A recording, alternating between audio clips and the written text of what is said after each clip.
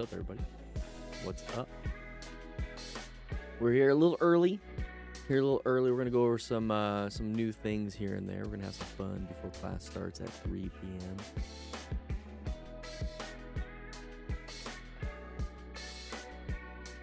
Just gonna hang out for a little bit. We got some user submitted videos.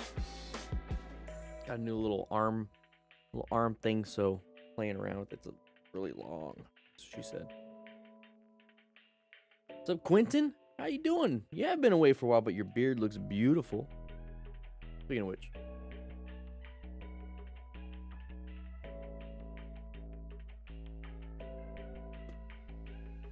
Yeah.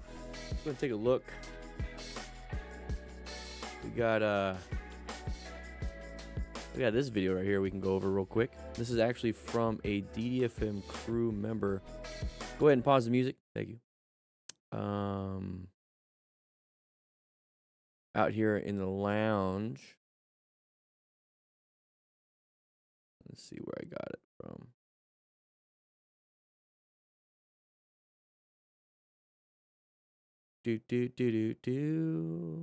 Yeah, here we go. They're out here in the lounge.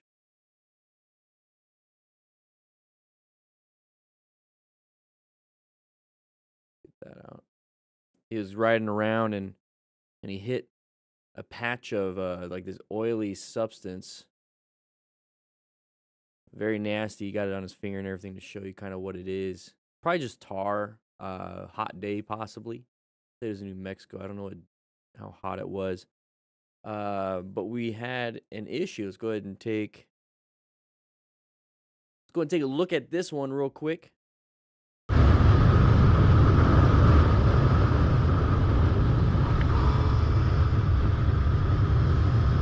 So, different crew member riding around having a good time.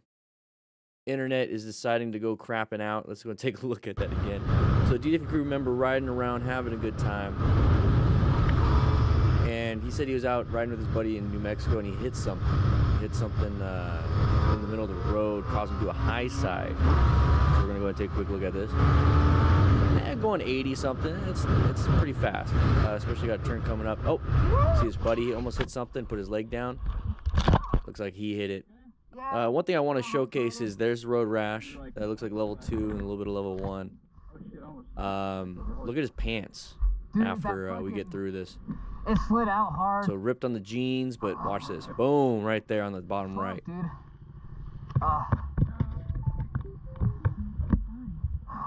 So it looks like his Bluetooth system was going in and out. Got back.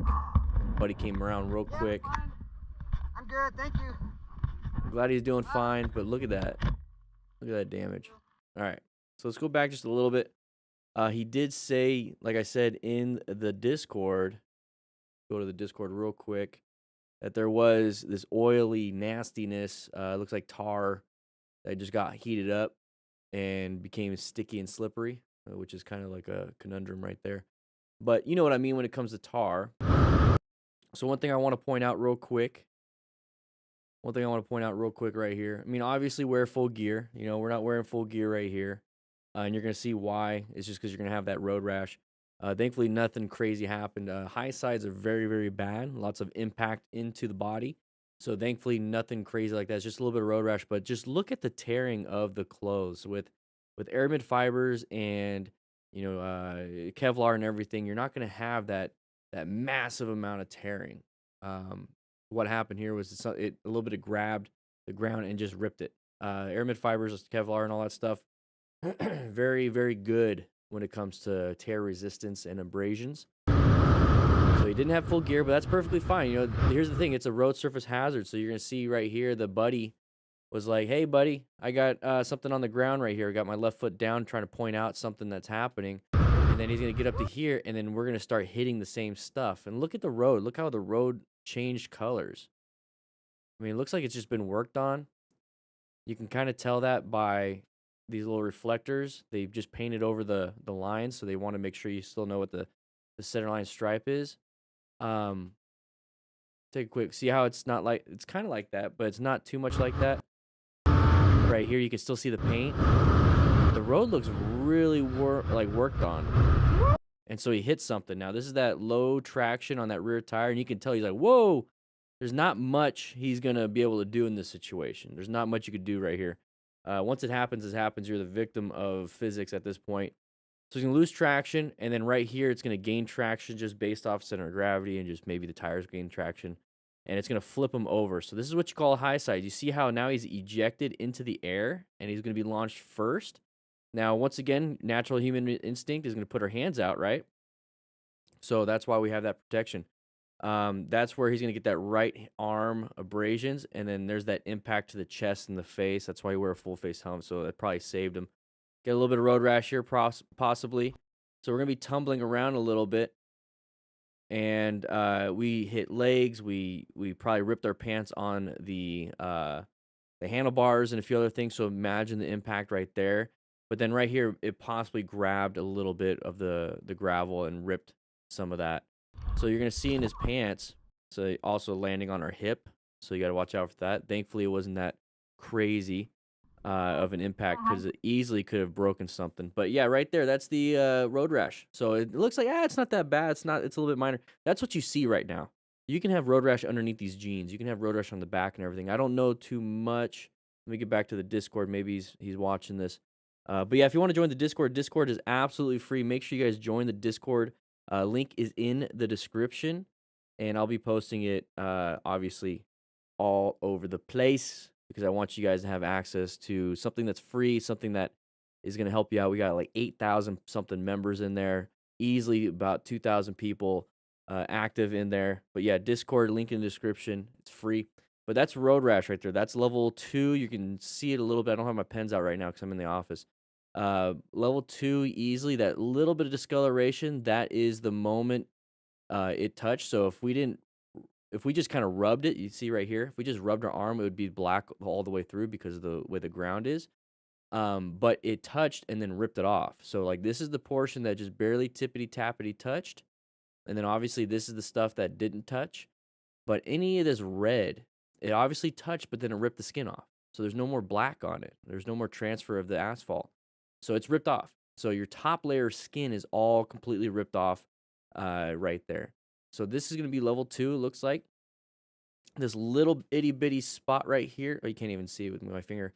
This little itty bitty spot right here, that's about level 1.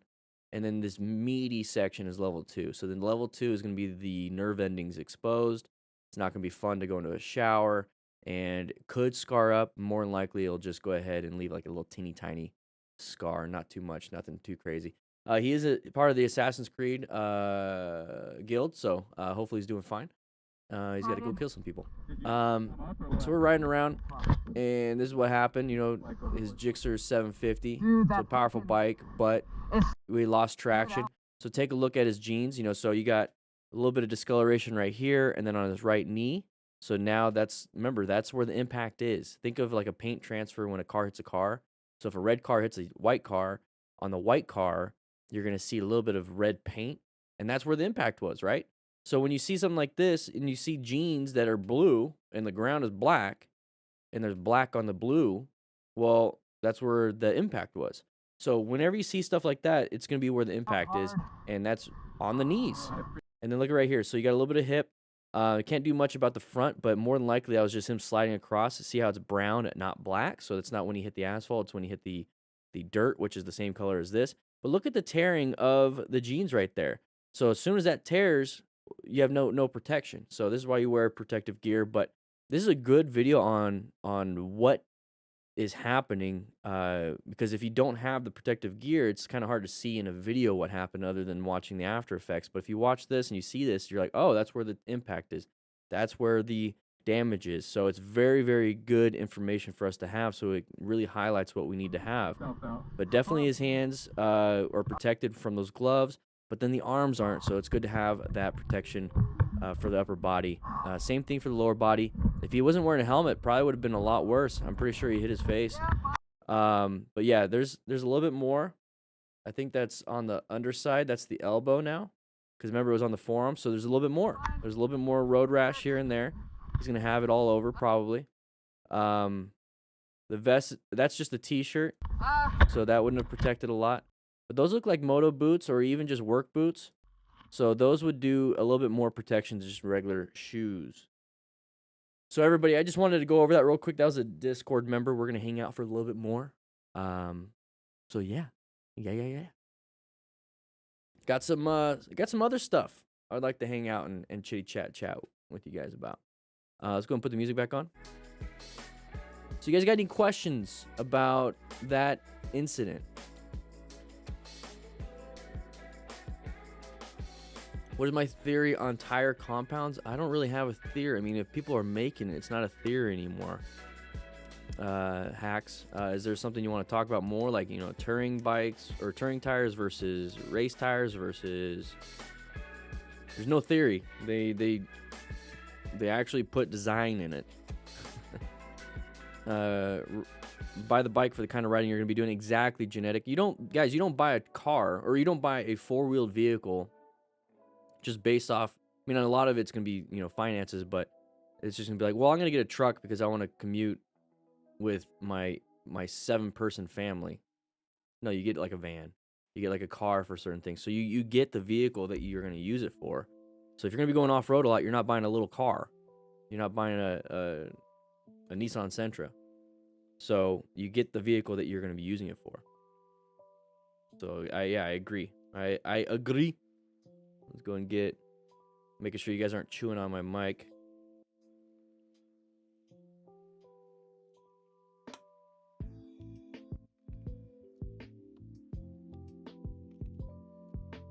What's up, gamer? Just took your MSF course this past week and everyone was talking about your channel. Shout out from Maine 207, baby. Woo! They talking about my channel? I love it. I love to hear that people are enjoying the crash reviews because we learned quite a bit from them. Now, if you guys don't like the crash reviews, that's perfectly fine. We do have that second channel where we go over motorcycle training, actual training. So you might want to check that out. Let's see. Live now.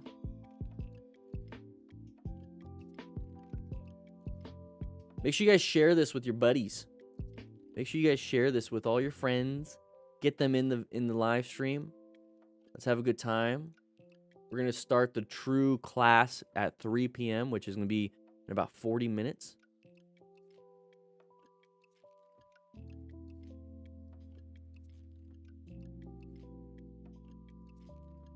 Just going through all the motions here.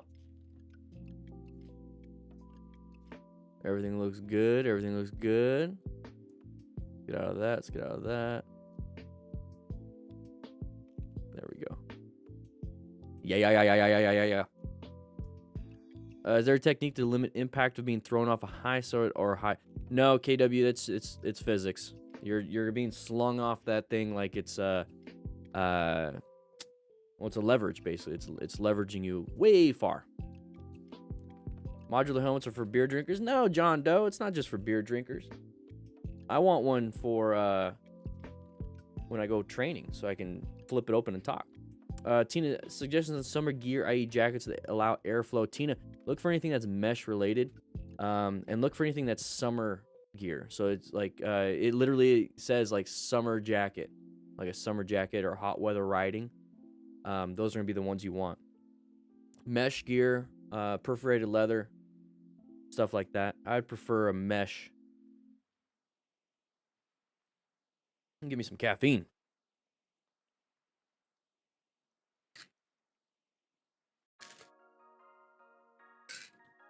My MM, you learned ideas to improve your awareness. Woo! Glad to be a part of that. Glad to be able to help out with that. Can you guys hear me okay? Because I have this new boom arm thing. I want to make sure that this is for far enough ways. I don't want to be like, hey guys, what's up? Hear me fine. Very good. Very good. What about the music? Is it too loud? Because I do think we got some parking lot submission forms. Parking lot submissions. Let me go ahead and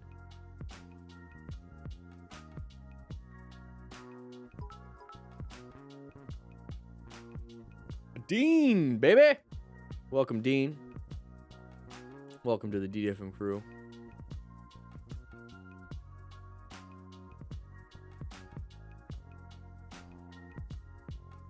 Let me go ahead and set up a new.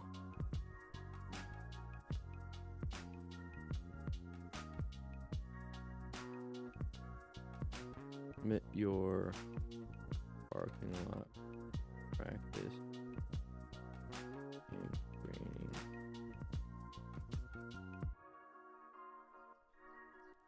All right, let's see if this button works. Boom. Let's click that, see what happens.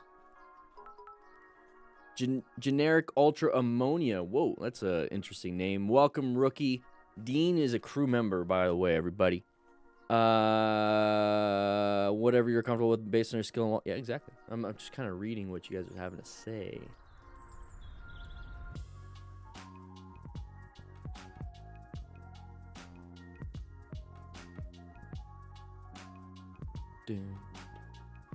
We got some parking lot practice. Go ahead and get out of this one. Welcome back, Fat Boys. Today, Let's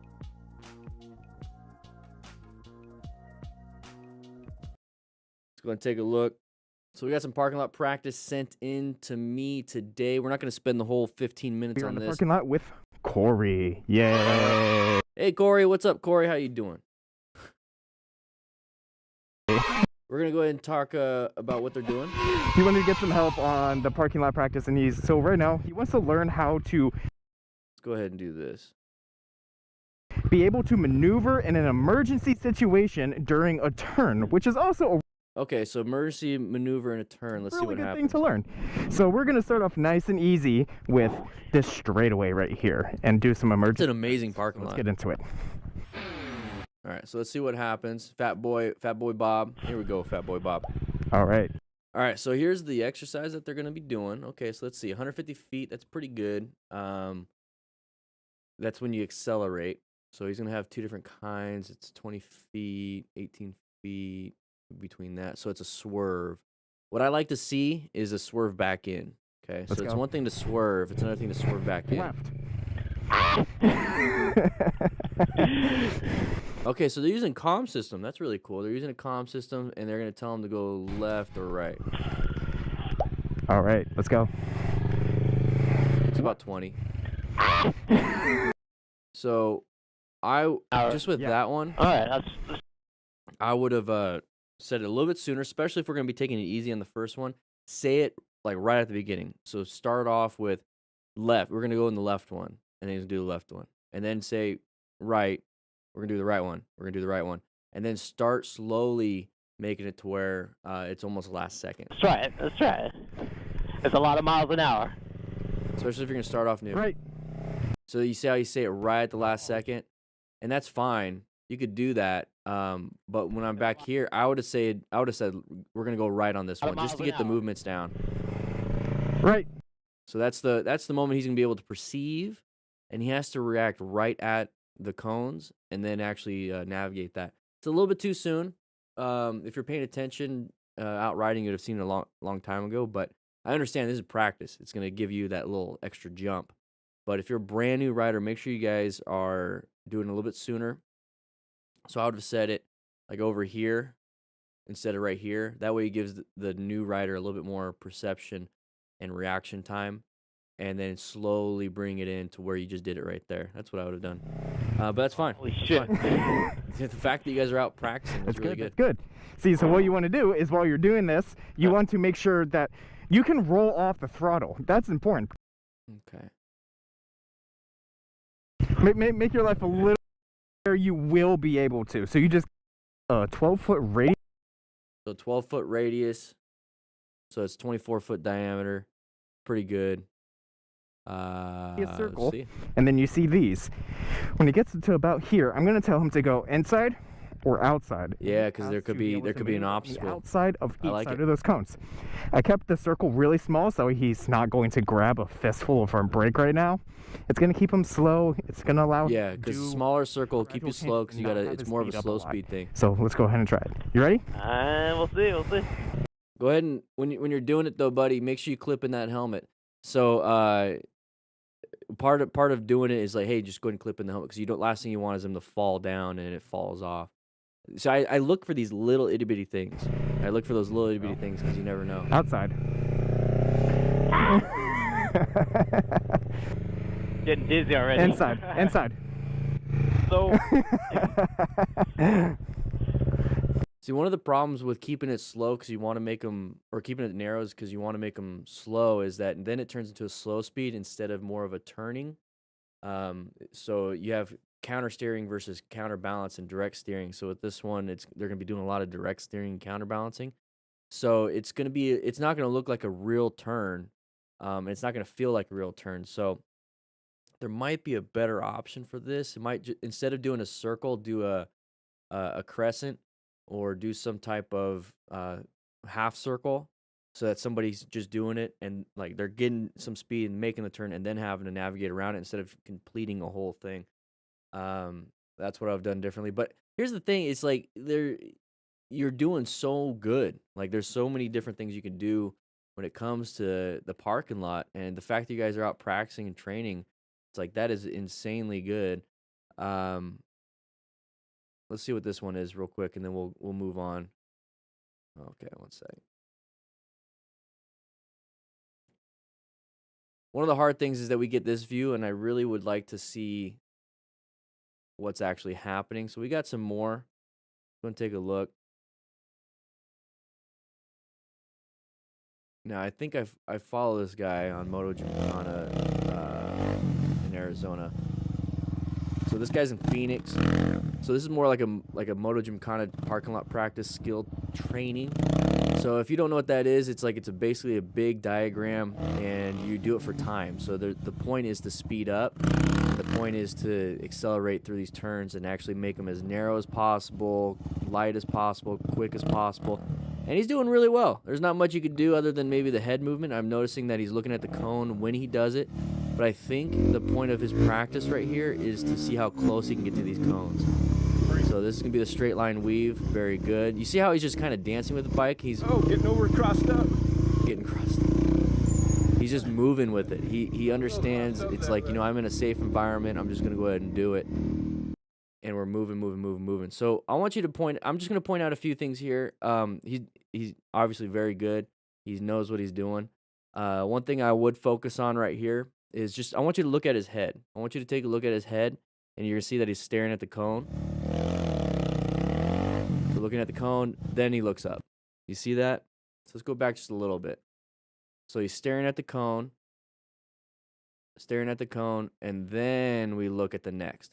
So that right there, I think what he's doing is that he's practicing deliberately how close you can get to the cone. So he's using his focal length or focal vision on that cone, on the cone, and he memorized where he needs to go next. So he doesn't need to look. And that's one of those things that if you memorize, because they have to in this scenario, is that the goal is the best time. So in order to do the best time, you have to memorize it. So he's able to do this, stare at the cone and get as close as he can, knowing full well he's got to do a full he's got to do a 180 to get to the other side. So this is not necessarily what I would be teaching for a beginner rider, but this is one of those things that you can definitely find out when you are practicing, memorize. You're able to get to a point where, especially if it's like a game type thing, that you could just do it. You know where you are in place and time. Remember, orient. So observe, orient, decide, and act. He's oriented to the situation, and he's focusing on just this one cone, and then he's gonna go. Now, as a beginner rider, like I was saying, is that you're gonna want to look where you want to go, because as a beginner rider, that's the main focus. But just take a quick look. This is that next step. That's what I want you to focus on. Is the next step is orientation. So when you have to swerve and you have to do anything out in the real world, if you know where you are, if you know that there's no one in your blind spots because you've double checked everything, you've kind of put yourself in that situation where you're constantly head checks, you're constantly looking here, you're doing 360 situational awareness. In an emergency situation, you don't have to look to your right to swerve right. You could just look where you need to go, swerve, and know full well that there's no one there, and then swerve back. So orienting yourself in the situation is very, very important. And that's what he's doing here. This is pure orientation. And then he's just like, I'm going to go ahead and look where I want to go to min-max. So he's trying to make the time as best as possible so he can see how close he can get it. Remember, this is practice. He's like, how close can I get to this cone? And then once he figures out the feeling, the look, and it's like, this is the peripheral, this is the focal, this is everything I'm doing, then he's going to move away from looking at this cone. He's just going to be able to do it. He's actually going to go back to looking this way and just realizing the cone is just always going to be there. So he's doing a good job. It's really cool to see what the next step would be in terms of where the head and eyes move. And you're not going to get there off the bat. If you're a brand new rider and you're doing this, you're going to go super wide. So there's more to it than what he's doing. He's actually uh, already understanding that this is where he needs to go. This is what he needs to do. Now he's going to look because he's past the cone and it's actually going to turn the upper body. You see that right shoulder kind of moving in a little bit. It's going to turn that bike. You see the direct steering already. So this is above a beginner, but just realize this is what you can do after you learn the basics. So his acceleration, accelerate, slow down, look at the cone. Now look where he needs to go and accelerate when it's straight. Looking down, now looking over, accelerating when it's straight. He's going to do a nice, quick 360 right here. Moving through. Now looking up. This is a lot of fun. You can do this stuff in a parking lot and have some fun. If you memorize the whole situation, if you memorize the whole everything, you're going to have a great time. I highly recommend taking your friends out and doing some fun things. I haven't seen these videos yet. All right, so this looks like it's an actual beginner, so let's see what happens here. Going nice and wide around this curve. So I'm looking for head movement. You see how he did he turned and had to turn out and turn back in. Good job braking. So right here, I want you to notice one thing right here. So has good body posture. Everything was fine. Everything's absolutely fine. But I'm here to critique just a little bit. First off, love the dog. Dog's having a great time. Ooh, grass, love it, smell, everything. Anyways, we're gonna be making this turn. Let's go ahead and get over here. So we're gonna do this turn. So he's gonna go nice and wide, very good. Now right here, I'd start looking where I want to go. So boom, did it, good. Now watch in the right towards the end, he has to go out and then come back in. So I slowed it down. So it's kind of hard to see slow speed. Let's actually go fast speed. Watch him go in. And then he had to go back out a little bit right there at the last second. Right here. And I'm really nitpicking because when you get to a point where you're practicing so much that you feel confident enough to have it on video, you've obviously done quite a bit. So you kind of know what you're doing. So for those of you that are brand new, never done anything, you're about to get on a motorcycle for like the maybe 5th time and you want to put this on camera, please do so. And then send in your videos. We have a link in the chat right now. Send in the video. We'll take a look at it like we're doing right now. And I'll nitpick, but I'll offer some solutions here. So what I would do in this situation, especially if you already know the corner and you kind of been doing this and you're practicing a little bit, is to really trust your tires, trust your throttle, trust your friction zone. If you're using friction zone, which you probably shouldn't on this turn right here, but in slow speed stuff, if you're trusting that, trust your body movement. You don't have to look at the road surface hazards the whole time. And that's another thing is if you are looking at it, also be aware of where you are in time and space. And then you're looking down, but you're still maintaining a nice wide arc. So we're going to see this right here. Now take a look at his head movement. So he's looking at the ground. Not a big deal. Now he's looking through the turn. So let's go back just a little bit. So he's looking down, looking for road surface hazards. Very good. Now we're looking through the turn. But here's the thing. Look where his head is moved. He's looking through the turn. He's finding his exit. You see how his gaze started going towards the corner curb? Now we're looking at the curb. And we had to adjust. So we changed from looking through the turn and keeping a wide arc to looking right here. It's like, am I getting closer to that? And then you start going towards it. So it's very minor stuff, and I know it's really hard for me to explain this because this is stuff that I learned from coaching, and I'm practicing with you guys on what it is I look for so that you can look for it too. Now, when it comes to the braking, we looked up at us before we finished the braking. So let's go ahead, and he's going to speed up. And right here at this cone where my head is when he's going to start applying the brakes. See the suspension compress. Now watch it extend. So that right there is the weight going to the front tire. So when we go back over here, so right now it's not compressed. Not compressed. There's the compression. So that right there, there's perception. This is the reaction. He reacted to it. So he squeezed that front brake. So this is the moment I know that there's a squeezing of the front brake. And each one of these parking spaces is about 9 feet. So if he did 1 space, 2 space, I'm going to say that was about 20 feet. And it's going to extend. But look where we're going. Look at our eyes. Look at our eyes. Where's the gaze going? The gaze is going towards the ground. Let me go ahead and get the pen out so we can actually have that out right now. So the gaze is doing that. Okay? What I want you to do is have your gaze doing this. With your peripheral vision, if you're sitting down right now and look straight, you can see your hands. Like I can see my phalanges, but I'm not staring at them. So it's right now, as a beginner, go ahead. It's fine to look down a little bit, make sure you're straight. But if you are trying to get better and better and better at the braking spot, and you already know the progressive braking, you already know, how to squeeze, you know to press, you already know all that stuff. So the one thing that you can work on at that point is just to look straight and focus and make sure you stay looking straight. Your natural human instinct is want to look down, look straight. So right now we're looking like this because we want to make sure we're behind and on the cone. That's fine. But now the next step that you want to do is to focus on looking straight, since you know full well you could do this right here. You could do this. You did it. You did it. You did it. Now let's look forward. And that's going to be the next step in getting better at it. So what happened is that he's going to look down, and then he's going to look and see, did I do okay? Now, you know you did okay because you're behind the cone, so you don't need to have judgment. And it's probably because he's filming too. It's like, hey, did you get that?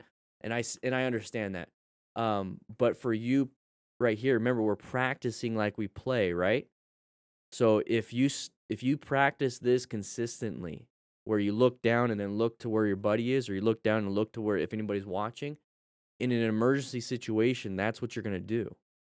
You're going to look down. If you see something bad happening, you're going to look down and try to brake, or you're going to see something bad happen, and you're like, I don't know how to brake without looking down, but I'm not looking down because I'm looking forward, and there's going to be a panic. So you want to stay looking forward and practice the squeezing, practice everything without looking down.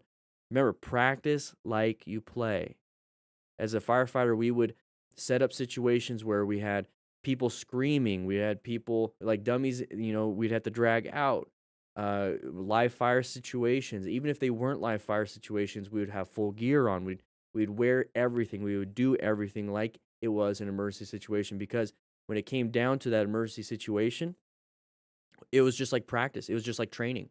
And then the only things that stuck out that would have been difficult during a real fire, during a real emergency, were just a few little factors that we have no control over.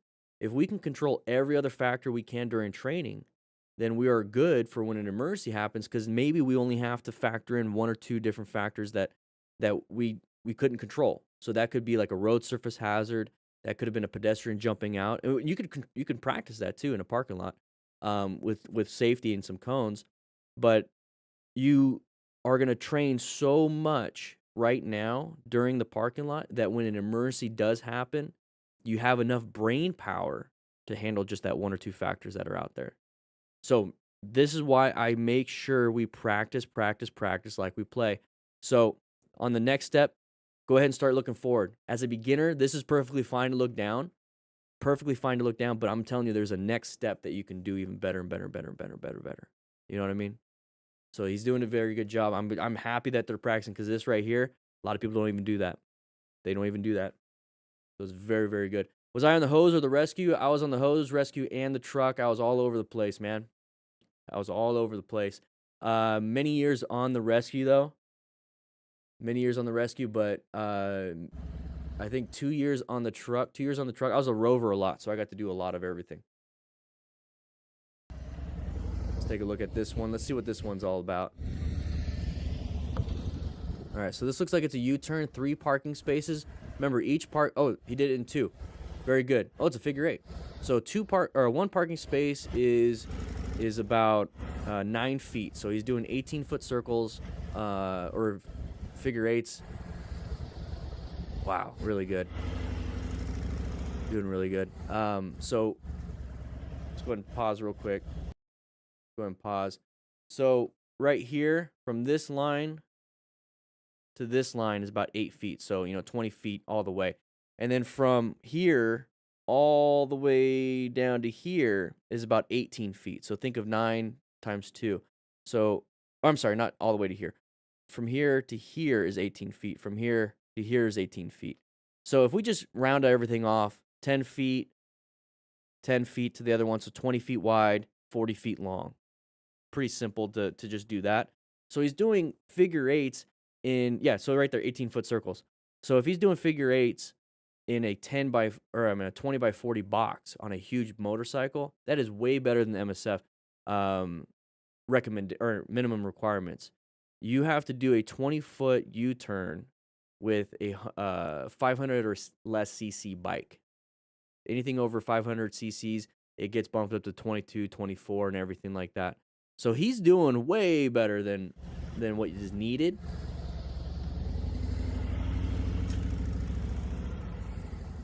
So I'm at the point where it's like I have to nitpick because he's doing amazing, right? So I have to pick just little itty bitty things. So he's gonna go in right here. There's a little butt movement. There's the head movement, counterbalance and direct steering. Good job on it's probably almost full lock, if not full lock. There's the head movement. Turn the head right here. There it is.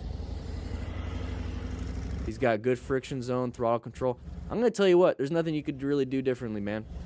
Nothing you could do differently on this. If you want to make it more challenging, it's not necessarily about adding speed.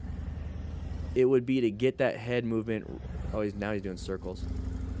Circles are always fun. Let's go back just a little bit. What I was saying is get that head movement down earlier. So like right here. Oh, he's already doing it. Never mind. All right, nothing else you could do differently, buddy. Really, really good stuff. Once again, if you want to send in your own video, please do so. Right here, this is exactly the way I want it to look. Okay. Obviously, I want it to be the full screen and everything, but he's got a tripod with a phone or with a camera facing the parking area that he's doing. Now, I wish I could see a little bit closer, but that's perfectly fine. So if you want to send in your own video where you're doing figure 8s in a parking lot, you're doing tight turns, you're doing whatever it is you're doing, send it in. We'll go ahead and take a look at it. Now, remember, this is going to be somebody that has been doing it for a while, so he's doing really good. But if you're a brand new rider, please send it in, and then I'll take a look at it, and then I'll give some pointers, give some tips, and we'll do it live on the stream. So very good with this one. Very good with this one. Let's go ahead and take a look at Mr. Blue Belt and Black Belt over here. So we're doing the same thing here. So he's going to do some figure 8s. Now, once again, this is a harder one to see. So he's doing them within 18 feet. All right, I can't see too much. It's too far out. Sorry, buddy. Let's go ahead and get someone else. All right, here we go. Let's see what happens. So it looks like it's a little training session for everybody. Slow cone weave. So you see how he's just kind of moving through it? I want to point out one thing real quick right here. This is something really important for the new rider to really understand is if you wait until after you pass the cone to turn your handlebars, you're already too late, okay? So this is going to teach you that slow look, press, and roll type thing. You got to slow it down, you got to look, and you got to press before the turn even starts, right? So let's take a look at this real quick. Let's go and slow it down.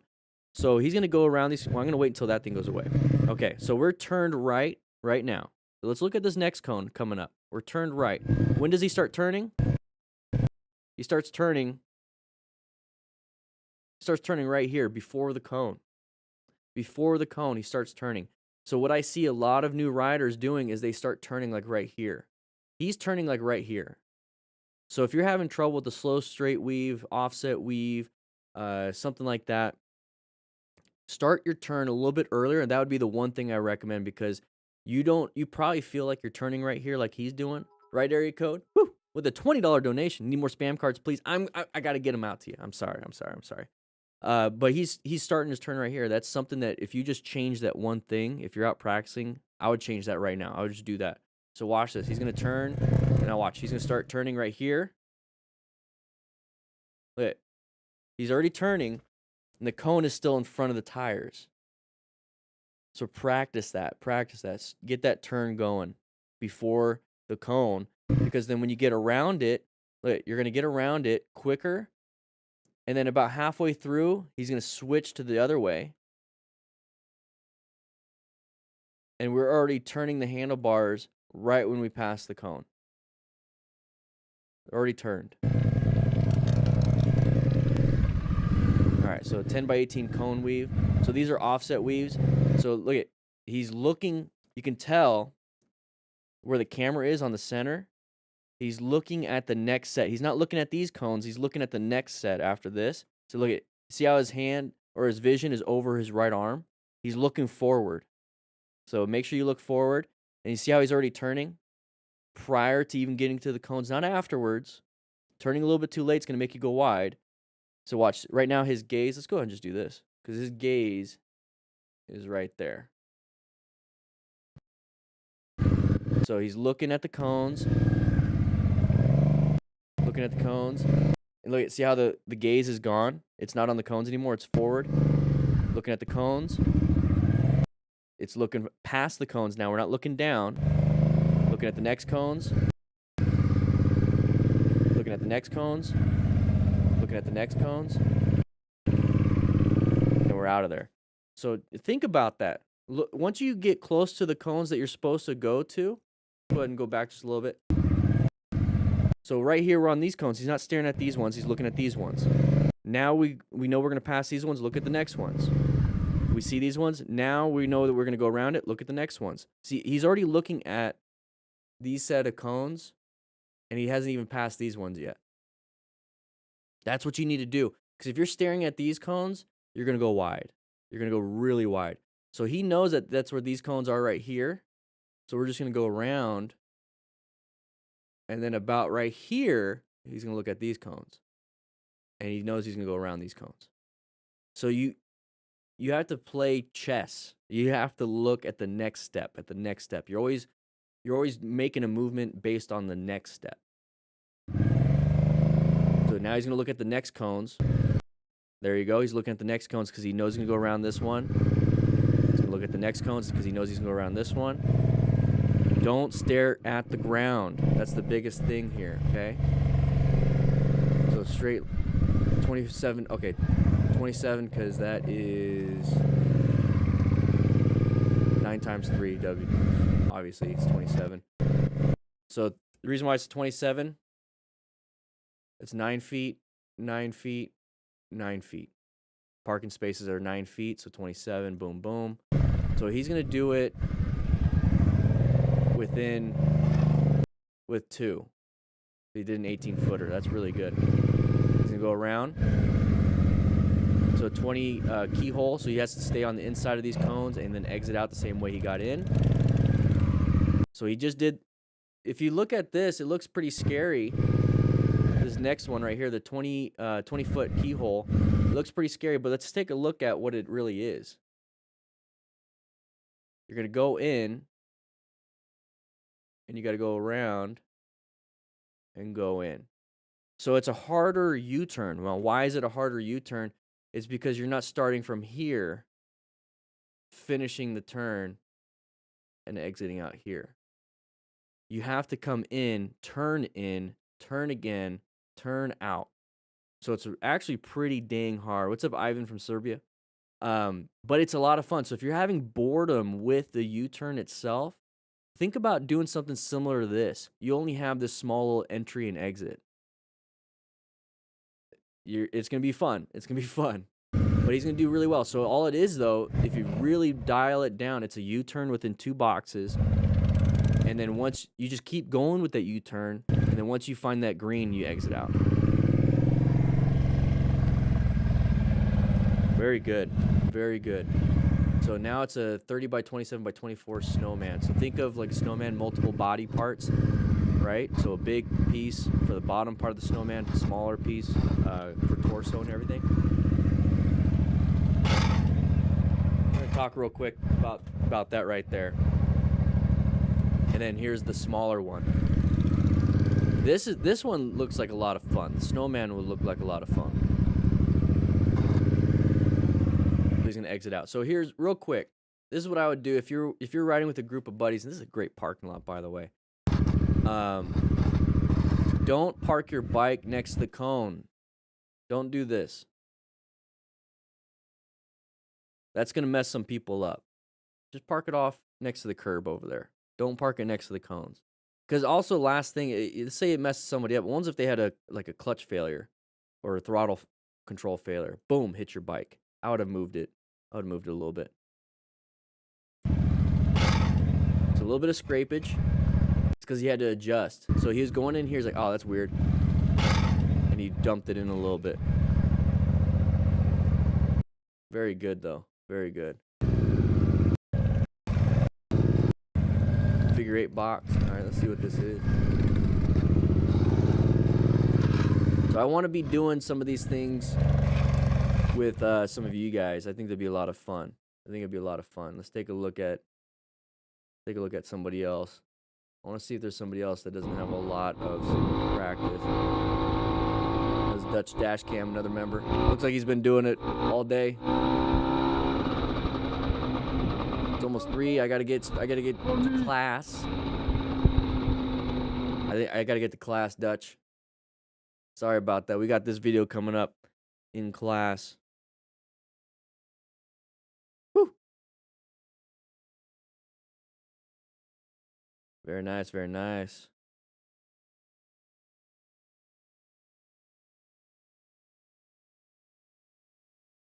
Go ahead and do.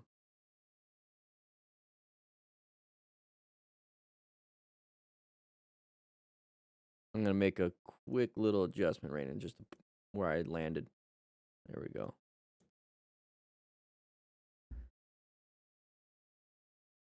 What's up, everybody? You like gravel drifting? The heat this weekend, Bob, was not too bad. Guys, we're going to go over some more of those at the end. We'll do some more at the end. I really want to focus on some of the parking lot practice you guys are doing. So if you want to submit your own parking lot practice, that's from us. Change it to the wife so it's right above my head. Maybe. I see that it's hooked up to the Chromecast. Nikki, you watching in the living room? But if you want to send in your own parking lot practice, please do so. We're gonna be doing some more stuff like that. Click the link in the chat. Woo! There it is. Boom. If you want to, use that link right there to send in your own parking lot practice. We will be going over. We'll be going over that. Let me go ahead and, while we're here,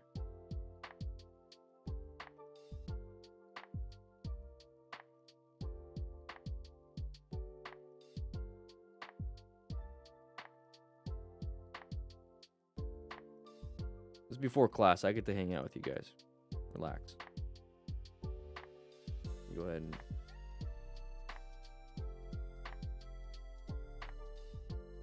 get situated. I was having too much fun looking at you guys' parking lot stuff. We're making it a little better. We're gonna make it a little bit better. And it's the first time really judging the stuff and critiquing everything. So just like the after action reviews, we'll get better at it. We'll see how it goes. So, Nathan, have fun editing those. I recorded those. We're going to have to work on that.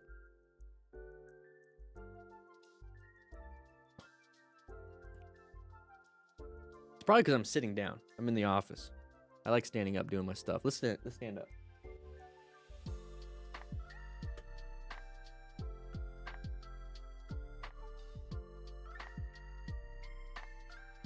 There we go.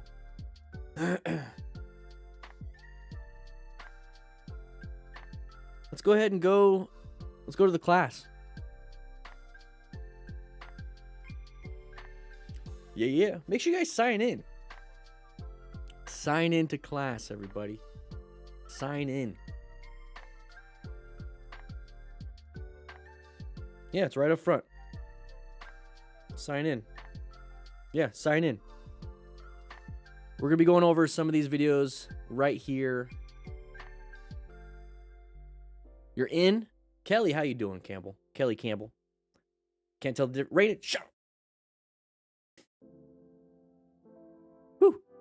What's up, Dutch? How you doing? I remember when I was your age, I was less of a nerd. Hey, your birthday's coming up, right? Oh, yeah. It already happened. What, yesterday, Scarlett? What do you like, 2 hours or 2 days? I forget. Yeah, ankle protection is where it's at. Exactly, old Frank.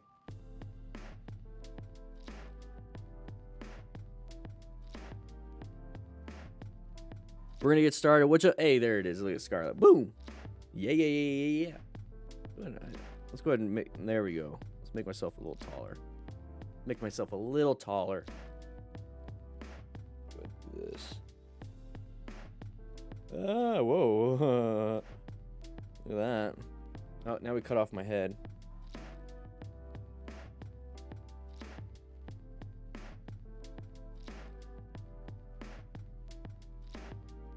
There we go. How does that look?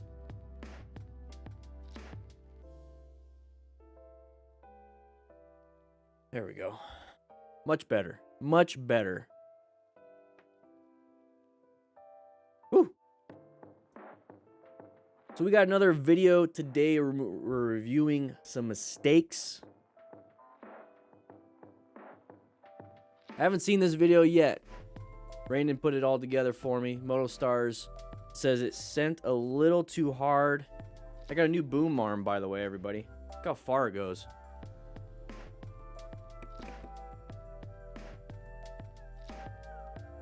So now I can be like way over here. I can be like, what's up, everybody?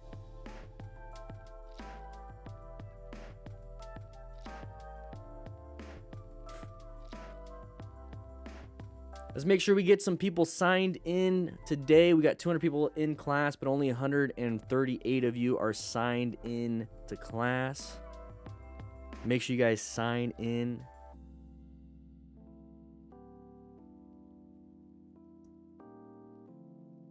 We have to change the Nightbot. We don't have 6,000 members in the Discord. We have over 7,000. Done. Fixed.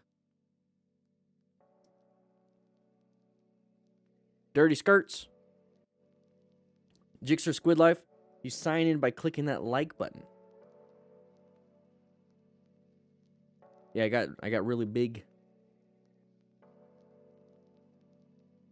Got really big. Spam carded a cop. Remember, Discord is absolutely free. And also, we have the Smart Rider Basic Training ebook out right now. And I believe there's still some discount codes. There should be. I gave out 500 coupon codes. Smart Rider. Use the code Smart Rider. After that, it's done.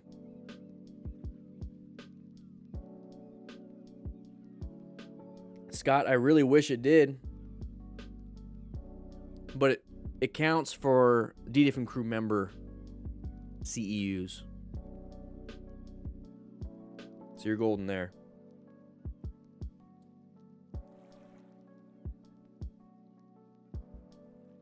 My birthday's tomorrow. Just saying, if you want to My birthday's tomorrow. If you want to get me a gift, get yourself a Smart Rider Basic Training ebook. It's like a gift to me, but a gift to you. Everyone wins. I will be 19. I'll be 19.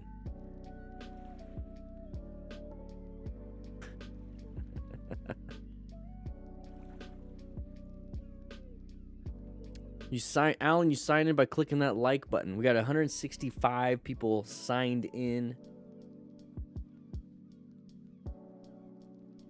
I'll be 19 again, yeah. For the, 15th year in a row. Holy crap.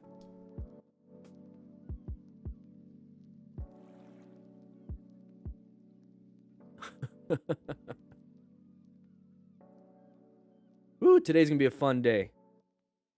Today's gonna be a fun day. I think you might be, Maine. You might be. Greetings from Poland. Good to have you here.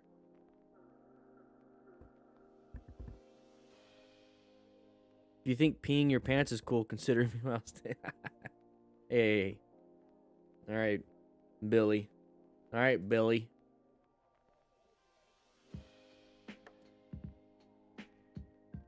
All right, let's go ahead and pause the music.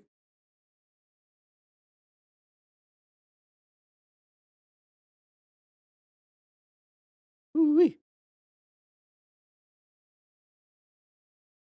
Not even Maros, love the content. Not even having a motorbike yet. Have to do my CBD first. Have to start from ground up, nice and slowly. Yeah, do it right. Do it smart. See how that goes? Guys, we're going to get going. Let me go ahead and make sure everything is good. Let's go ahead and make it autofocus. There we go. So that way I don't have to mess with the stuff too much. I think we look pretty good here. Just turned 40 on the 8th. Woo! Shout out to my boyfriend, Brandon. He introduced me to this. Bridget.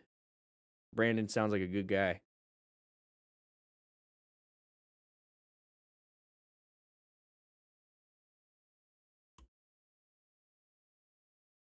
There we go.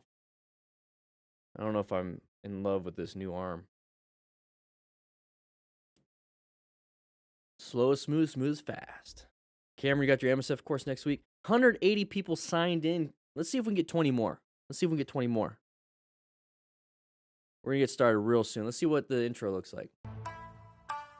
Oh, that one looks good. Oh. Looks like we got some good ones here. Looks like we got some good ones here. You thought I froze, huh?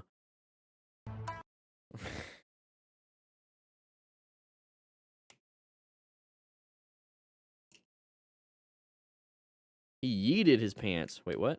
Can I sign in twice? Main, if you do, then you sign out. Dirty skirts. This might be a good one. We got a backup too.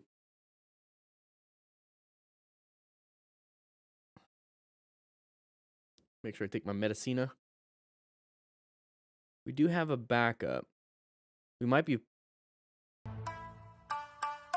Oh, we got some good ones. We might power through these. So Nathan, the goal for me on this one is to keep it nice and succinct. Big words for myself, but to keep it nice and concise. That way maybe we can get more. You know what I mean? No, I only got 3 monitors. Yeah, we'll do Q&A after. So if you guys, everybody, we're going to do a Q&A. Great idea. We're going to do a Q&A after the class. So if you do have some comments and some questions, please write them in. We got Rainin keeping things in order for me, and I might be able to answer them during the stream itself. All right, before the end of class. 3 more people sign in, everybody. Remember, we do have rescue kits available. We are sending them out. As they come in. So if you want to get yourself a rescue kit, please do so. Available now. Matthew Dollarhide, welcome. 200 people signed in. We got to get this going. We got started the recording. Here we go. There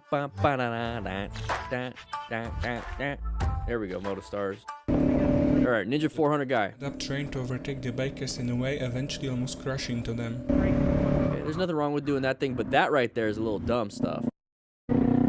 So that car, very good, very good. Move over, let the idiot get in front.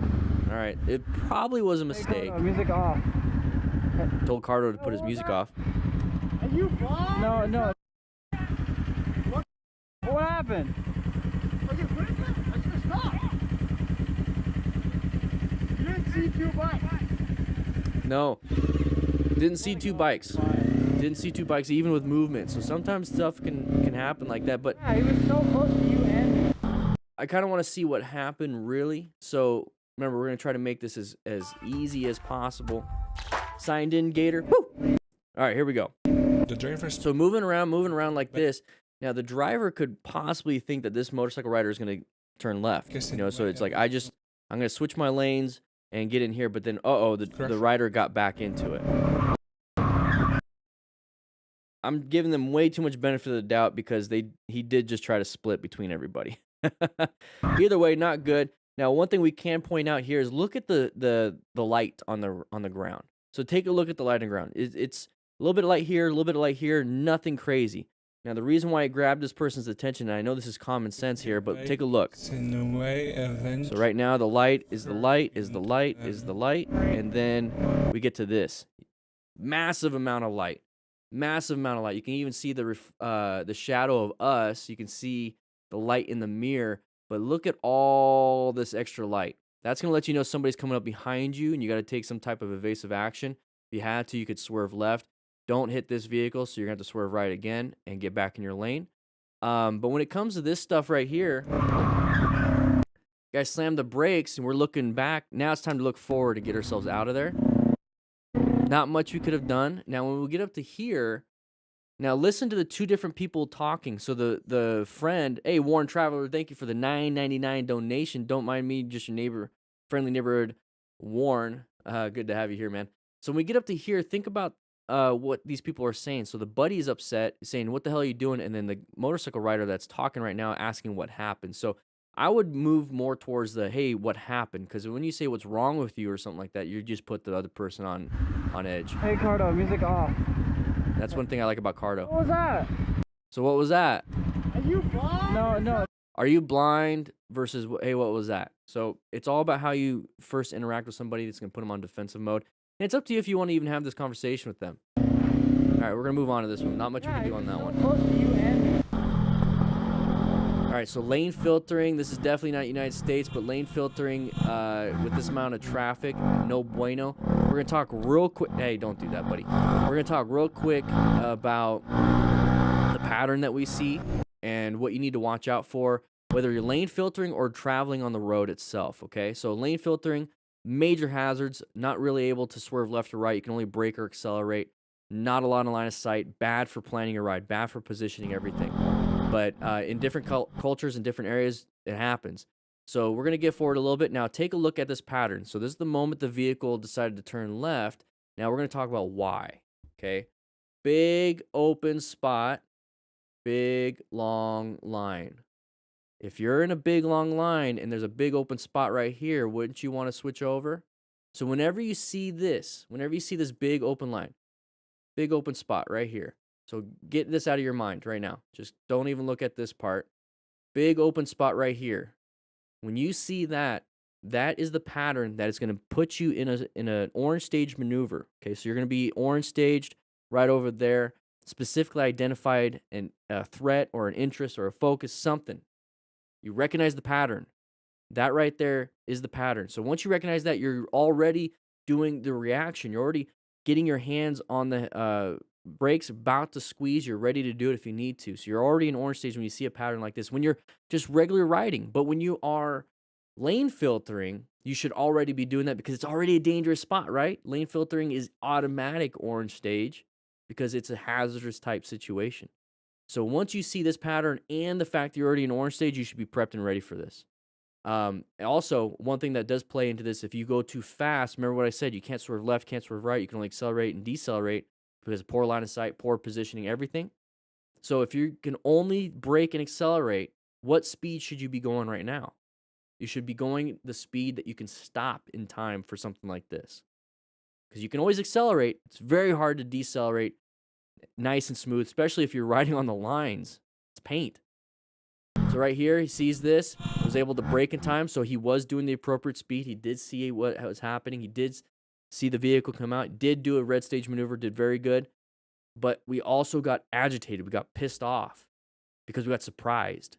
My goal with this video right here is to make it to where you're not surprised because we saw this big open area and we recognize that a vehicle will want to get into that big open area. So now we're going to anticipate somebody's going to go into that big open area. So now we're not going to be surprised when somebody does. We're just going to squeeze the brakes and go on with our day. But we get surprised and we're going to be pissed and we're going to do this right here. Don't do that.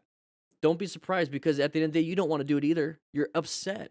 I don't want you guys being upset. I don't want you guys being upset. On top of being safe, I don't want you being upset. Nighttime riding, hazardous situation. This motorcycle rider was a little bit of a dum-dum. The other one, not the one that's with the camera. It almost looked like we froze a little bit. We slowed down probably because we rolled out the throttle, but I don't think we applied the brakes. Almost crashed, yeah. Good to know why we almost crash, why we have close calls, so we can prevent close calls. Because if we prevent a close call, there's a good chance we can prevent a crash. Okay. So it looks like the rider up front went from the far right lane to the far left lane right before an intersection to turn left. Okay, not paying attention. So there's the brakes on the motorcycle rider. Now remember, we talk about intersections, automatic orange stage should be prepped and ready for a lot of things. Now, why are we applying the brakes on a green light? Uncommon thing in a common situation. Just go ahead and sit back. We're going 73 miles per hour also. I don't think this is a 73 mile per hour area. So we also have speeding involved. So we are probably doing just as bad as the rider up front. We're hauling ass and we almost hit that rider. So if we were just going the normal speed or the speed limit, this would probably not have been an issue. So what we could do here to change our outcome to where this is not even a video anymore is to just do a speed limit. Watch out for dum-dums that do some dum-dum things. Intersections, automatic orange stage. Nighttime, low visibility. So just do the speed limit. Get yourself out of there. I think he might have clipped him or he applied so much brakes that he lost traction for a split second. So don't speed. Don't speed. Because he's going 49 right now. That's probably a 45 area. He was going 70 something. Because look at the flow of traffic. Let's take a quick look. Look at this truck. Or not this truck, this SUV right here. And then we're going 46. We're going to maintain speed with this vehicle. So more than likely it's a 45 mile an hour road. See how we're going with the flow of traffic? We weren't doing that earlier. We're going 70 something. All right? All right, here we go. Riding around. Situation is Is that a rock form? of how bad the rider's minor mistake combined with too much confidence can end up. All right, too much confidence. I don't know if it's a confidence issue. Usually ego, but why are we going so slow? Oh, that's why. Doing a nice little wheelie. Having some fun. A little too much fun.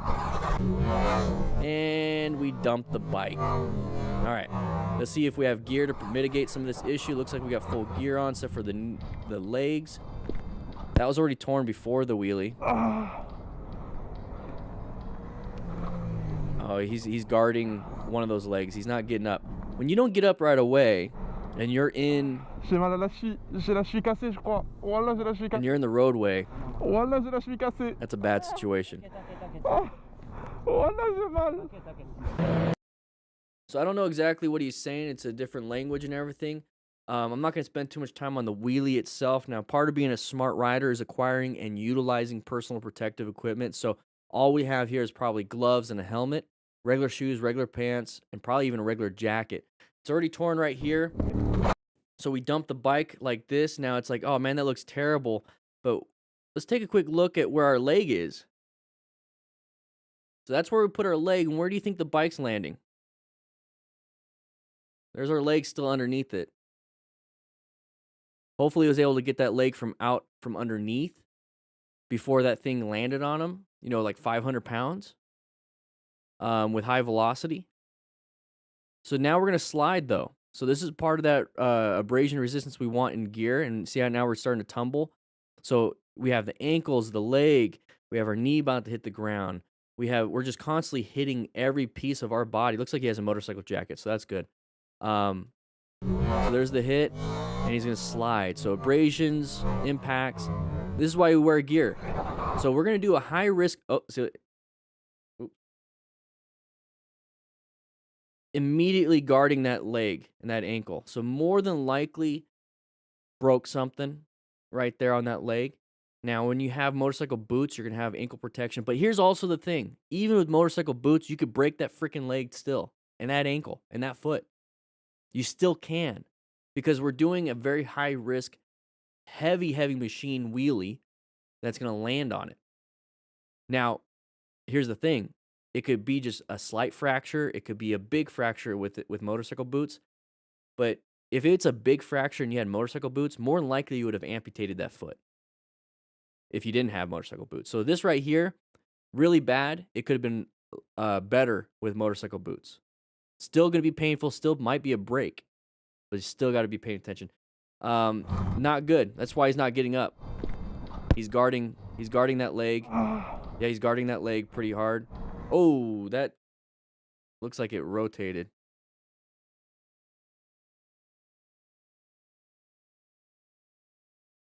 Could have been a slight rotation in the ankle. But he's guarding that leg really hard. As this rider, check for any bleedings, check for anything like that, rescue another rider. I think it's broken. I think it's broken. Alright, here we go. Riding pretty fast, supposedly. Whoa! Okay, what do we get? Side of the vehicle?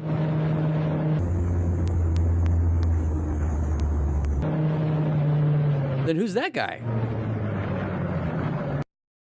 Yeah, exactly.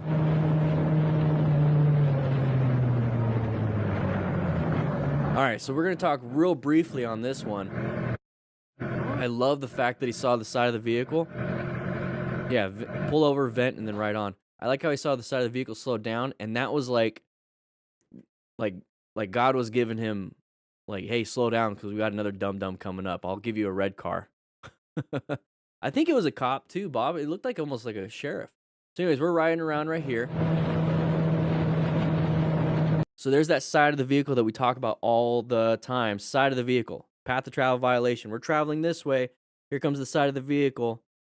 Path of travel violation. Easily get T-boned or you T-bone somebody else. Not something that you want to deal with. But that's going to be that pattern that we're talking about. So make sure you look for that. When you see that, slow it down and get an orange stage until they're out of your way. Or start finding escape paths if you can. So he's going to look at that. He says he saw the side of the vehicle, slowed to 45-ish, and watched them. Okay, so he watched them. So we're going to talk about that real quick. Now here comes something else. So yeah, it looked like a sheriff, but it's just somebody with a broken door and they haven't painted it yet. So this is what I want to talk about. So we had another incident. We had something else uncommon in a common situation.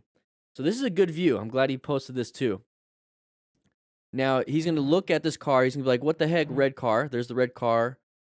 And you're like doing this. So how many times have we seen somebody get upset with a car driver and like look back and flip him off, right?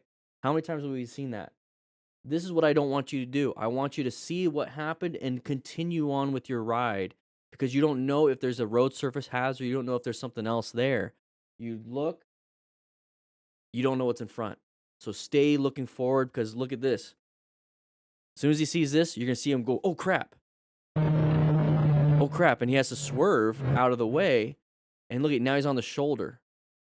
So if we were looking forward, we would have already been doing that. So this is a close call, but thankfully he had the wherewithal to actually handle it. So what we can learn from this is to notice the patterns up ahead. And then once we get past that hazardous situation, keep looking forward because you never know if there's going to be something else. All right, let's move on to this one. So we're moving around. That was what was that? So side of the vehicle, non-issue. Okay, non-issue, whatever. Alright, line of sight problem. We have a driver here that not only completely disregards road safety, but also tries to test the biker's patience. Okay, so it's supposed to be a right turn only.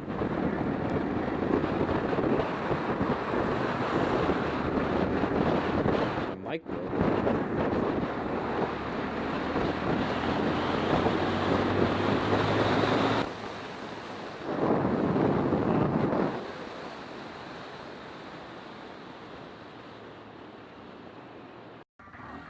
Alright, we're gonna skip this one. This is kind of boring. Mike? I don't want to fuck around with it too much because it might break.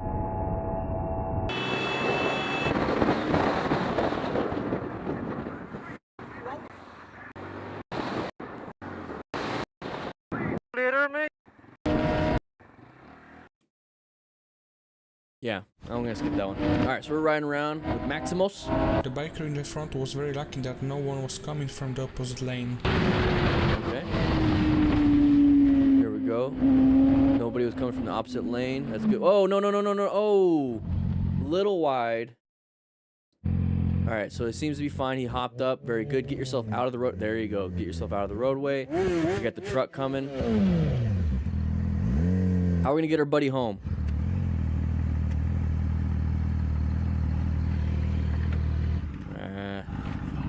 Got a ram mount. That's the problem. Get yourself a rock form.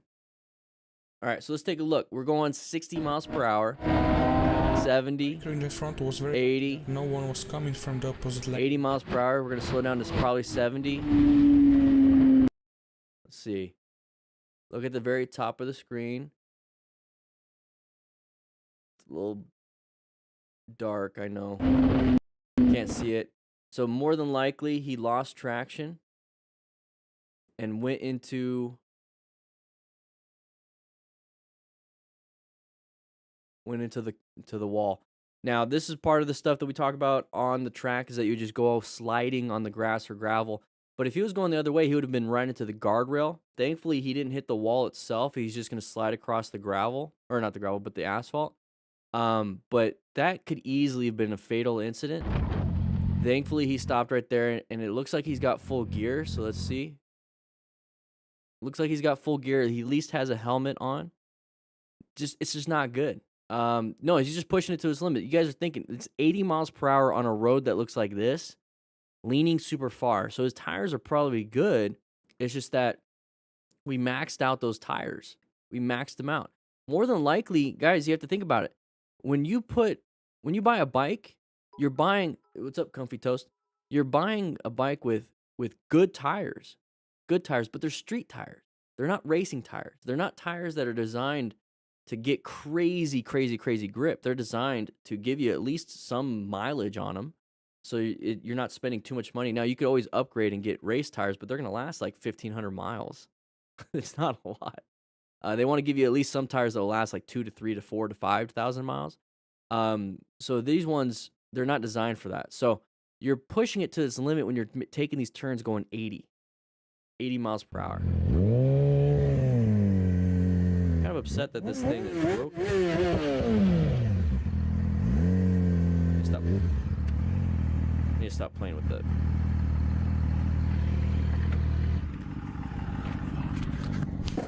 All right, here we go. Looks like we're gonna practice some wheelies. There it is. And it closed. Oh, fell back, then fell forward. So my biggest concern with this is the back of the head, concussion, his actual back, his tailbone, and then any other damages to the rest of the body. Looks like he's got some fingerless gloves now. The back end flipped. Oh, that's why you cover your brake. Oh no, he's leaking. Alright, let's just get home and check everything. Loopity loop. So obviously they're having a lot of fun. Oh, we're gonna go ahead and do it again anyways. Don't tell him he's gonna crash again. Okay. There we go. Can't see nothing. The road conditions weren't already enough of a hindrance. This bike here can always count on the drivers. Can't see nothing. And that's one of the big problems out at oh, side of the vehicle. Good job braking. That dude ran a red light. That truck ran a red light. Yeah, the headlights. Look how terrible the light is. So that's how much you could see with motorcycle headlights. So I don't know if he was going to chase the guy down. I wouldn't do that. But take a look at this. Out of nowhere, side of the vehicle. It's green for us. Out of nowhere. Very, very scary situation. Now, if we're out in the middle of like this, I'd put on my high beams. And that's another thing you want to look at is that your low beams, how good are those low beams? Can you see with your low beams? If you can't see with your low beams, you need to upgrade your low beams at least. You need to upgrade your headlight. So take a look at your headlight. Make sure it's actually functional. Make sure it's actually what you need it to do. It's a green for us, and we're going through it right here. And thankfully, he was able to brake enough. Remember, look, we didn't stop. So take a look. Take a look. We didn't stop because we couldn't stop in time. Total stopping distance is past the intersection at that point. So all we have to do is slow down enough to allow that person to go through or find an escape and swerve.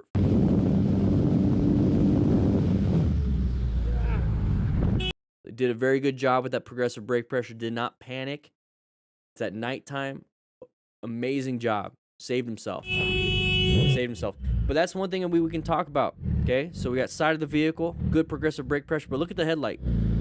If it's really bad and you can't see very far, think about upgrading your headlight. All right, here we go. Cool breeze, once again, side of the vehicle right here. It's gonna take our lane, non-issue. We're gonna probably either get in the next lane or let that person do his dum-dum stuff. Oh, there you go. Don't get too close to the dum-dum. All right, take the left if you want. Take a quick look at them. Probably eating their boogers. All right, here we go.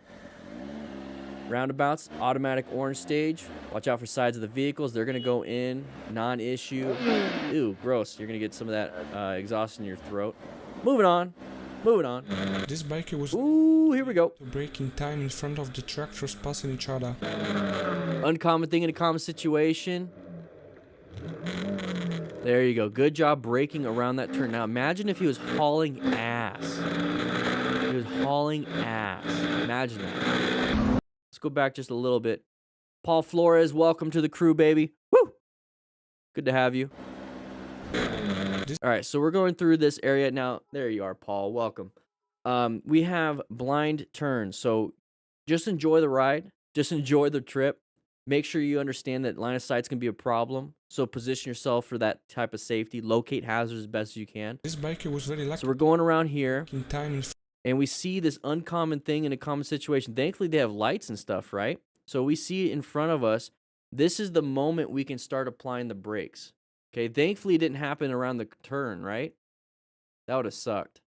So we got blessed with that one. So we just have to slow down enough, obviously, to let this tractor go and do what he did and then go around it. Okay? Overall, though, very lucky.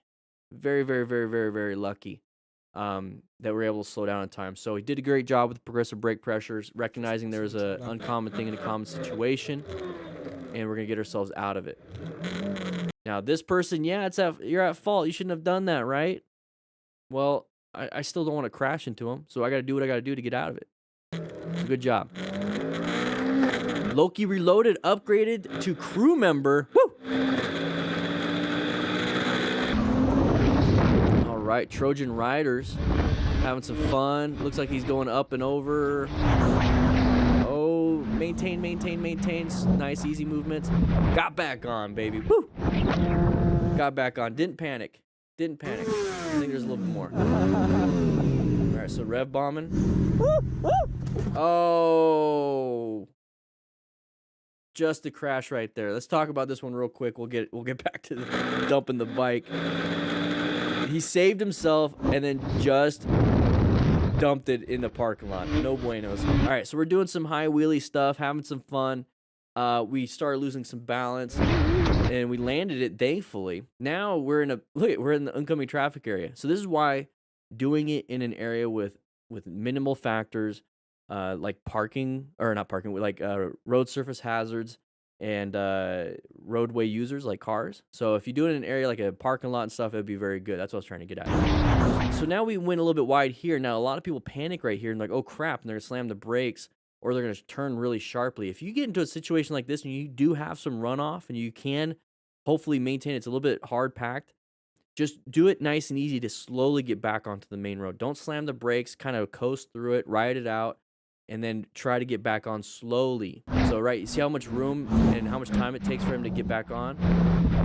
He didn't try to swerve back into the lane, so he did pretty good there. So now we're going to get into here. He was able to save that, and we weren't paying attention, and we dropped the bike. That sucks. That's embarrassing, especially in front of the whole team. My nuts hurt so bad. Oh my. They're just having fun. I'm glad it was a very slow speed gravity attack. Oh. Oh. Oh. What did you do? My nuts hurt. Seriously, His groin probably hurts because he stretched his leg out. Yeah, I leaned forward, I hit my nuts, and it just started going over. Wait, how'd you fall? I hit my nuts. Oh, and you just dropped it? Oh. Anything to the back? Oh no, that was the most gentle drop, dude. Oh. Helmet. Oh. I don't. Right. The end of it, and it goes. They built some of the. I literally set it down. I literally set it down. That means they built some of the internal components with steel instead of titanium. They put an S in the end of it, and it goes a little bit slower. Okay. Hey, Wheelie, how you doing? Hey, Wheelie, it is. Uh-oh, what happened? Pause. Woolie's in the chat. What happened, Woolie? Apparently, he was Okay. going around this corner. Uh-huh. He went a little too wide. Uh-huh. Yeah. And then he slid into the side skirt here. Okay. Slid into the side skirt, probably banged off the tire. Was this you? Get one today. I was gonna get one. Oh, no, this guy He crashed. messed up his bike. 17-year-old, and he's upset, dog. He's alive, though. Oh, look at the road rash. At least you get to talk about it. Yeah, bro, at least you didn't slide into the wilderness here. Yeah, I know, he was right there. Dude, Woolie, you have any more information? look at the, you just Like on him? dropped. Good lord. Oh, he just come around the curve and just set it down in the bridge. Luckily, on that side. Yeah. Because if he went off that side, he'd have Oh god, that would have been it. Wonder if we could yank it over. We're not. I don't know if we're gonna be able to lift it up, but we could probably drag it, depending on how much. Yeah, it's already destroyed. Just careful of hot parts and Too sharp parts. Oh god. Last thing you want is to lacerate your finger and cut it off. Oh man. Thanks for watching till the All right. Thanks for watching until the end. That's when I know the video's about the end. So right here, take a look. Okay, that is road rash all the way down from his knee to mid tib fib. Okay, road rash, very, very bad. So when I see something like this, like I pull up on scene and I see him on the ground, I'm doing the backwards assessment. I'm taking a look at him, trying to figure out what kind of mechanism of injury there is. I see right side damage to him. So if we go back to right here, what he was saying is that he was taking a right-handed turn, went a little bit too wide, hit this thing right here, and then you can see the debris. So he hit the ground, debris started falling off, or the bike pieces started falling off. He ended up there. His bike ended up way over there. So I'm thinking right side, low side possibly. I only see damage to the right side of the leg. He's coherent. He's aware. He's all these different things. So now I knew I was gonna get one today. I can kind of focus on the right side He injuries, messed up his bike. 17-year-old, and he's but I still want to check for any life-threatening stuff. So when I see this right here, let's go ahead and take a look at it. So I have a feeling he did have a helmet on. He's got some type of armor. It's going to be like that little mesh, like external type armor stuff. But my biggest concern right now is going to be the head, his spine, and then his legs and arms and his chest. Basically everything. I'm going to do a full rapid trauma assessment. And then after I kind of think to myself, he's fine, you know, his brain, his back, everything looks fine. Then I do a focused and I look at that. Okay, last thing you want to do is you're going to come up to here, you're going to be walking up here, and you're going to look at this person, and you're going to be like, oh my gosh, what's that? You're going to be staring at that. And that's all you're going to focus on. But he could be having a bleed on his arm. He could be having back trauma. He could be having chest trauma, so he's having a tough time to breathe. And then you're gonna be so focused on this that you're not gonna recognize that he's asking the same questions every 10 minutes. Possible brain injury. Not much you could do with the brain injury, but you can at least keep him calm and be aware and tell the EMS when they show up on scene. So don't get too hyper focused on that. Don't get too. It's not bleeding out. You're not dying from that. It's just gonna be very painful. That's gonna be level 2 at least. I can't tell what this dark spot is. It could be level 3, but it's probably all just level 2 stuff. That could be just transfer from the asphalt. But right there, it's not gonna be good. It's not gonna be helpful when you're trying to take a shower. And just take a quick look at what he's actually wearing, though. Oh, he just come around. So he's wearing some Fila sweatpants. That's why it ripped up. It ripped up right there, Fila sweatpants. If you got yourself motorcycle pants, jeans, whatever it is, it's going to hopefully stay intact, but not do that to your leg. Okay, I'm not saying it's a cure for not getting hurt on a motorcycle, but it's definitely going to help you out. Definitely going to help you out. You maybe level 1 instead of level 2 road rash. No buenos. No buenos. So let me go back up just a little bit. Wheelie Mammoth, he was okay. EMS checked out with him and the cops towed his bike. I was able to find his people who got him back to civilization. I saw him the next day and he had a pretty good limp, but nothing severe. Hey, Wheelie Mammoth, thank you for sending this into Moto Stars, and thank you for being in the chat and giving us some more some insight on that. So I'm glad he's doing fine. Lesson learned, right? Lesson learned. Class, make sure you guys sign in today. We have a bunch of new members today. We got 4 new members. If you want to become a member, click that join button. We're going to go ahead and get the next video up. Go ahead and get the next video up. Oh, that one looks interesting. That one looks interesting. Woo!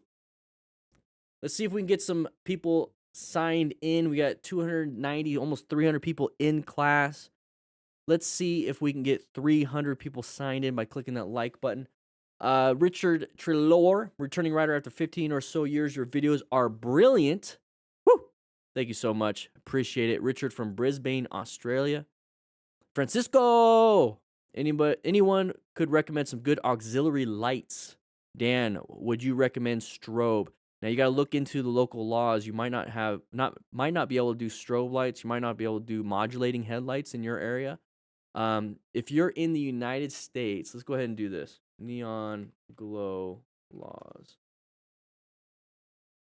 If you're in the United States, if you go to neonlaws.com, let's just go ahead and get the New York part out of it. So neonlaws.com, you can check your lighting legality stuff. Now, this isn't legal advice. I'm just saying this is just really helpful. And I know Arizona because I did have neon underglow for me, and it does give you the ARS, so the Arizona or the Arizona State. Okay, the R's. I know it's Arizona Regulated something. Anyways, I forgot what it's called. I used to know it. I'm having a tough day today. Either way, it gives you a nice little summary. So flashing lights are prohibited. License plate illumination must be white. All lights in the visible to the rear should be red, and then all lights in the front should be white or amber. Now, this also applies to motorcycle stuff. And then this gives you actually the legal stuff, the revised statutes. Thank you, Andy. Arizona revised statutes, ARS. But it gives you a nice little summarization, and they also give you some recommendations. So to stay completely within the law, you may want to consider using white or amber lights in the front and the front sides of the car, and red lights in the rear and the rear of the vehicle. Provisions governing these colors concern other vehicle lighting may be interpreted as relevant to neon underglow as well. So that's going to be anything you want to put on there. Prohibits installing underglow. No relevant Arizona laws specifically restrict or prohibit. So it's legal to use while driving. They consider it. So when I was doing my own stuff, I double checked this and I just did amber throughout, and then made sure only in the rear was just black, or not black, red. Bob on Bass, welcome to the crew. So with this, I did look up, amber is very easy to see at night. So that was my main reasons for doing that on my Harley. But yeah, you can pick any other place, Maryland, no red or blue lights may be visible. License plate must be no flashing lights. So you start to have some issues. So I would definitely check out neonlaws.com when it comes to that stuff. That's if you want to have, I mean, the question was, you know, good auxiliary lights. Now, if you want to have just like more lights on the front so you can see better. So if you go to that, it just says you have to have white or amber, right? So if you want to add more, that's fine, Ang. That's fine. No, Francisco, if you want to add more white lights to the front so you can see better, that's perfectly fine. It's just that you have to follow that specific little law thing going on right there. This bothers me. Let me put some, I'm going to try to repair it first. Some JB Weld.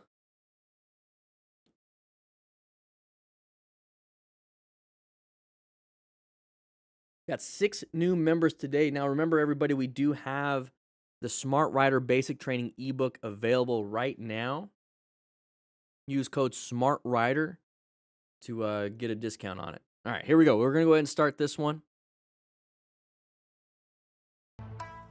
There we go. All right, so there's going to be some crashes on this one, too. We're going to figure out what happened.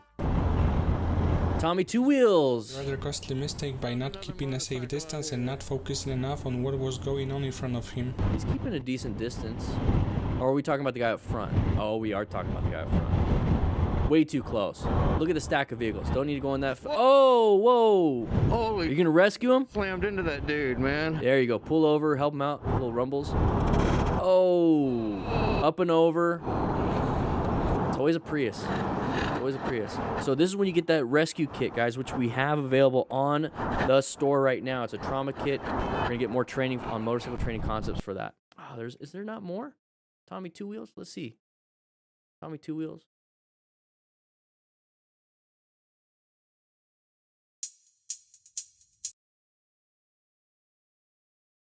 No. Well, let's just take a look at it from here. So we got this motorcycle rider right here up in front, going to pass this other vehicle. We have a good space cushion right here, so he's doing really well. Found another motorcycle out here.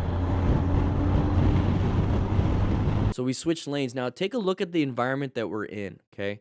We are in a very congested interstate style environment. We're catching up. Big long line on the right, so we should be paying attention. It seems like we weren't paying attention until last second. Whoa. There we go. We hit that vehicle. Holy shit. And now we're going to go ahead and try to pull off and rescue that rider. So here's the impact. Okay, here's the impact. So we're going. Now look how close that Prius is to the vehicle in front. So more than likely that Prius slammed the brakes, and then we had to react to the Prius slamming the brakes. So in a multi-vehicle accident like this fender bender stuff, the vehicle in the very front is going to get hit from rear. The vehicle in the middle is going to hit the person in the front and is also possibly going to get hit from the rear too, because the person behind that person is also not paying attention. So it's just this cascade of bull. And it's just like you got to pay attention if you're going to be riding, because you have to ride your own ride. And also be very aware, if you're like in that Prius driver's position as a motorcycle rider, you can get hit from front and the back. So we're going to hit right here. Now that type of impact is no buenos. Let's go ahead and see if we can get a screenshot.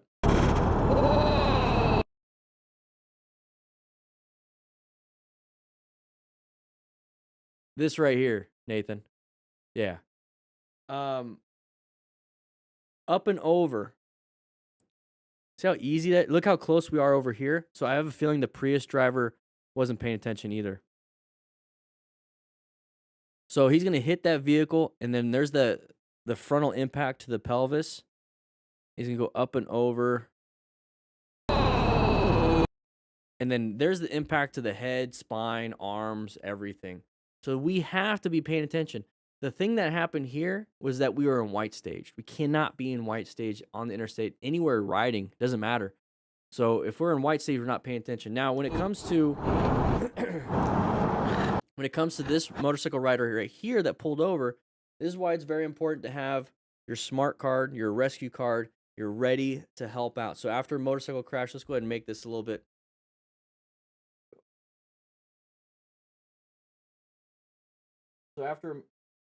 There we go. So after a motorcycle crash, make sure you remain calm, ensure your own safety, stop any bleeding, quickly assess the severity. Now, these are on the store, but I'm holding this up so you can pause the video if you really want to, so you can write the stuff down if you need to, because this is very good information. Very good information. Go ahead and pause it if you need to.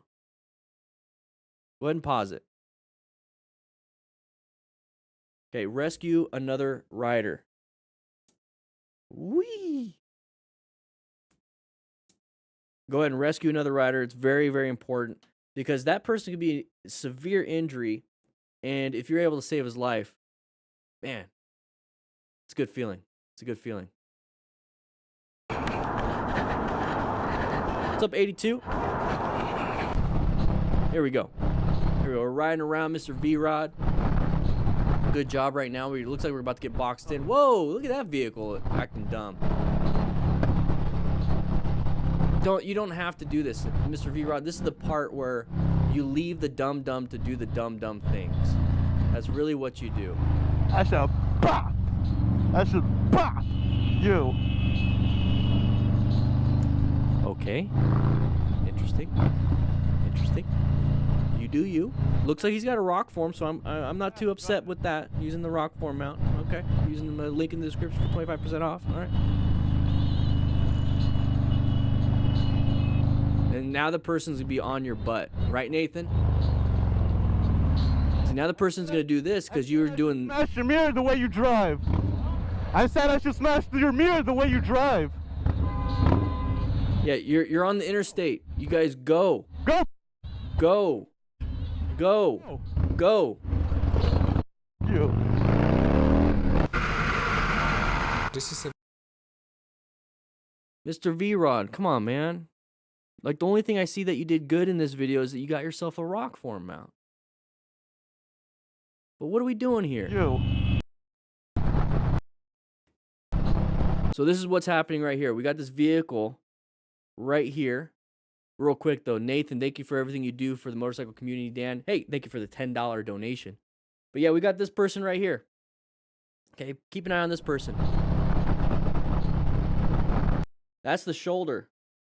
He's on the shoulder, passing everybody. That's why Mr. V-Rod had a problem. It had nothing to do with him. He just wanted to be a cop. So we're moving over here. We just did that. Now we're going to get next to the person that was obviously driving recklessly. We're doing this. What are we doing here? Don't do this. I shall pop. I shall pop. What's the point? You. What's the point? So we're doing that. We're doing that. And now we're going to go ahead and move on. Okay? We feel good. We feel good, right? Go ahead. And now we're antagonizing. Like, we weren't even in this situation at all. We just put ourselves into the situation. We put ourselves in a dangerous spot just to do what? I said I should smash your mirror the way you drive. We're stopping on the interstate now.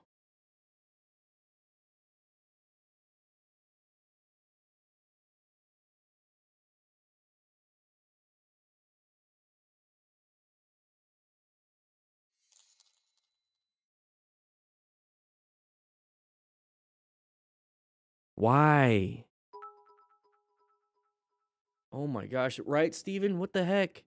Shane, Dana, thank you so much. I've watched many of your videos and I'm thankful for them.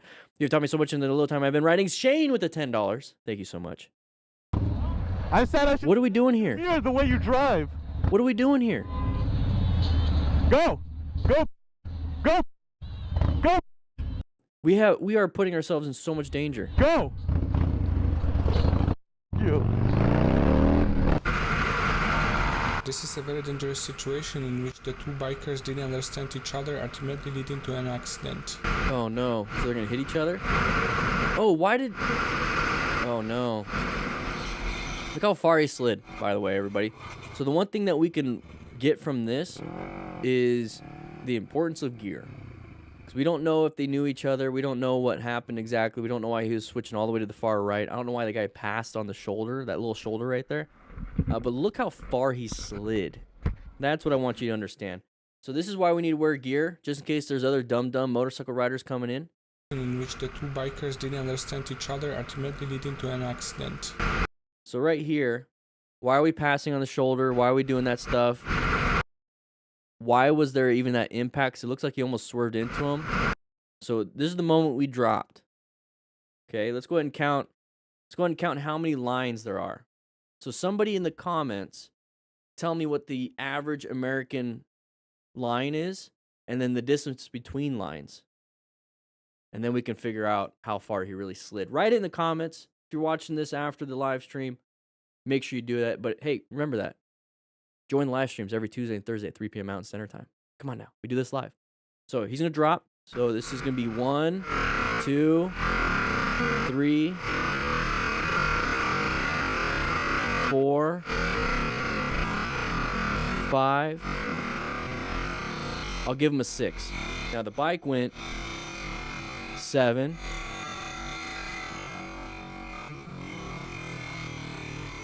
8. So the bike went 8. So the guy went 6. The rider went 6 lines. So 10. People are saying 10 and 30. So 3.3 meters long, 6.6 meters in between lines. Somebody do that in America units, please.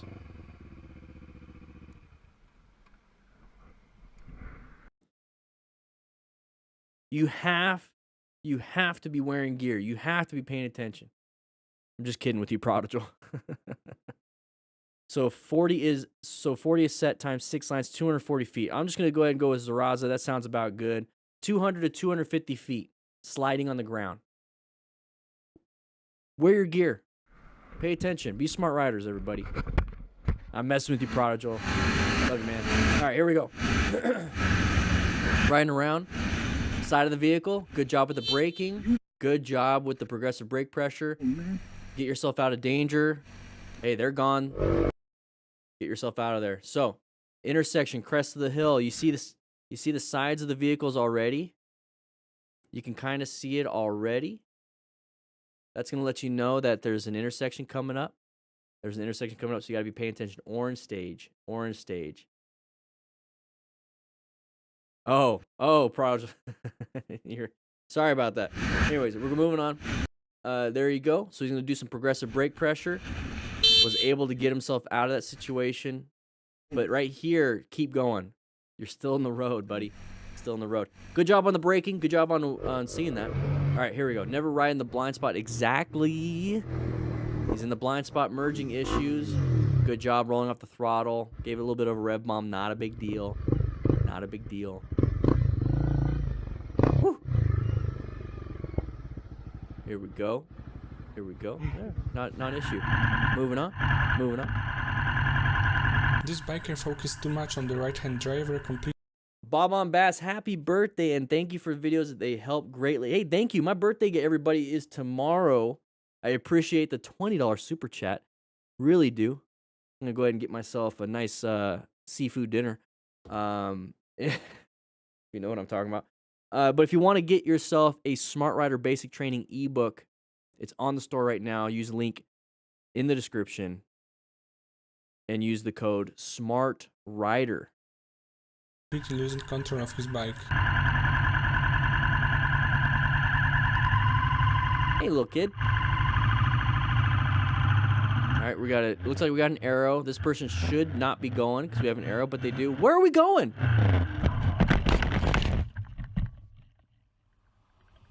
Oh, I think we just screwed up. We just messed up. Where was he going? Where was he going? Let's take a look at this.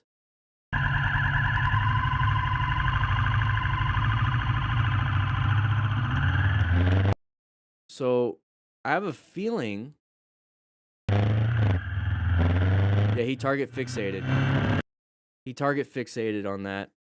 Maybe trying to cut the guy off just to show him what's up. I'm not too sure. So he's going over here. It's a 3-lane. So 3 lanes. We can go into the first available lane and be fine. I just have a feeling he was staring at this driver and wanting to cut him off on purpose to let him know what's up. Because we went straight into it. and then we started turning. So it's more of a. I don't think he white zoned. I think this is on purpose.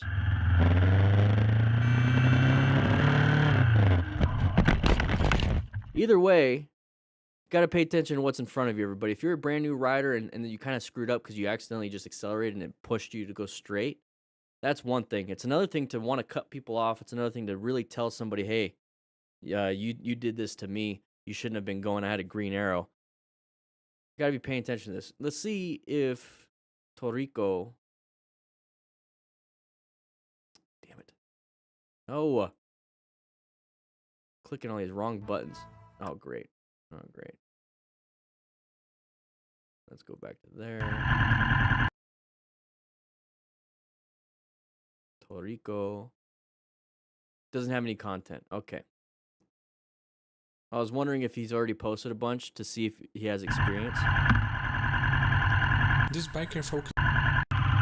So he's going to turn into it, and he just kind of gunned it at him.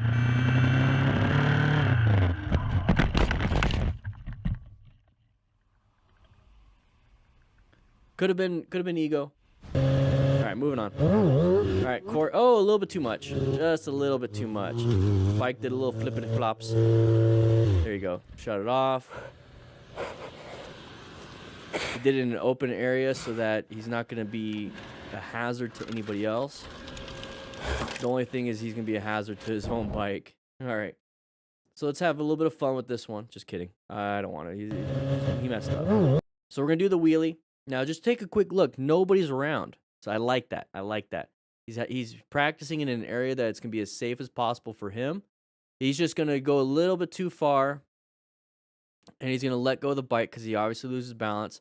The bike's going to keep going, but he's on the ground, so make sure you wear full gear just in case, because the impact from just falling off of that could really break some bones. But he's doing fine. It's just one of those crappy situations where, you fail to maneuver, but thankfully it's mitigated with a lot of different issues. No cars are coming, no other issues. But I would wear full gear, everybody. Wear some gear.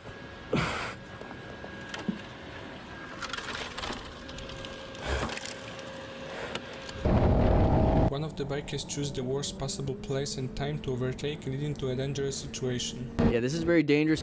Passing on double yellow for a reason. That's the reason, because it's a blind turn. And so we're just going to follow. Don't follow.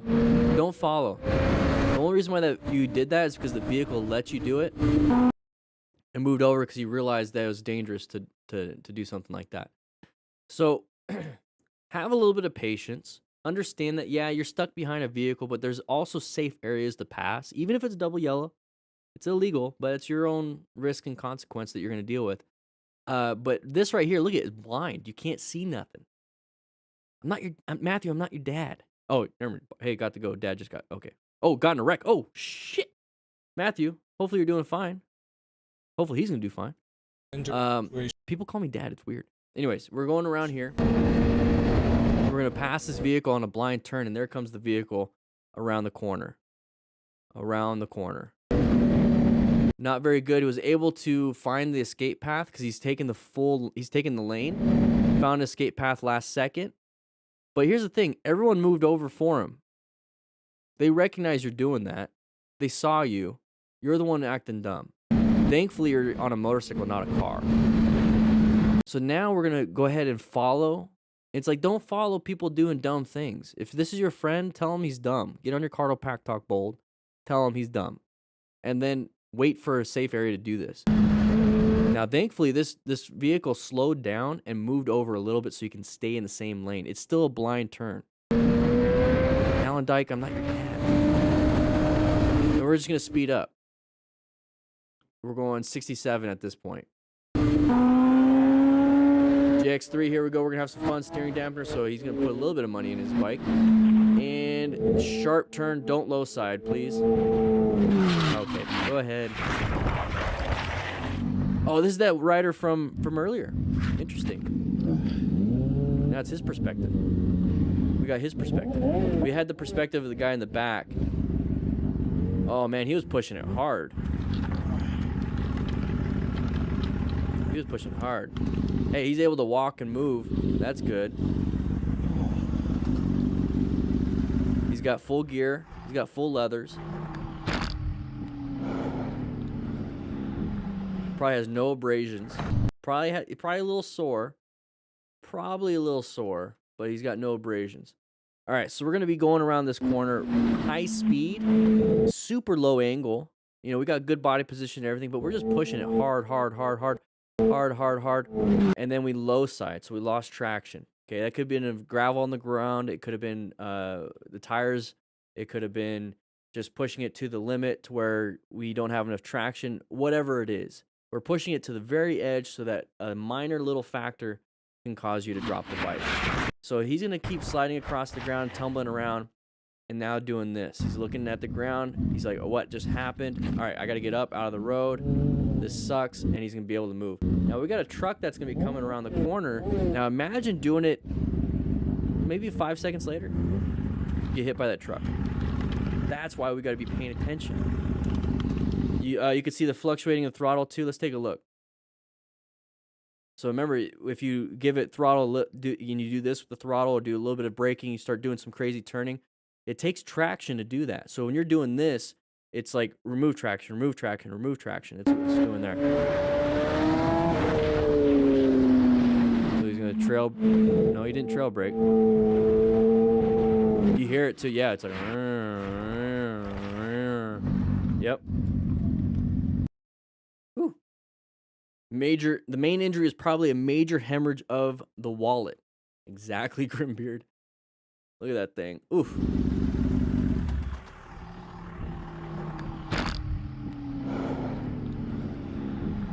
No buenos. All right, moving on here. Mr. V-Rod again. Is he going to have more issues? He's riding on that person on purpose. Is he sharing the same lane? Oh, he was. He was sharing that lane. He was pushing that driver out. He was purposely pushing it. Mr. V-Rod, I'm not happy with you, man. Not happy with you. Wait, we're in that lane already. That person switched over. Now, once again, what's the pattern, everybody? What's the pattern here? What's the pattern? What do we see here? What do we see here? What's this? Mr. V-Rod. What is this? Big open space, big open lane. What is this? Long line of cars. There's a long line of cars everywhere, but here's the only area a car can switch into. What do you think's going to happen? We're lane filtering, big open space. That is a possibility for a vehicle to do that. You need to be paying attention. Orange stage, you should have anticipated this car doing this. Should have anticipated it. We can't be doing this. We can't be acting like this and being surprised. If this keeps happening to you every single day when you're riding, why are you surprised every single day? It happens to you every single day probably. Why are you surprised? We're going to get upset. Now, this is the thing. It's like the ego thing. He has a rock form, I think. You know what? Only people that act like this use quad locks and ram mounts. Rock form people are cool. Anyways, we're going to switch into his lane. We're switching into his lane, and we're pushing him. We're pushing him out.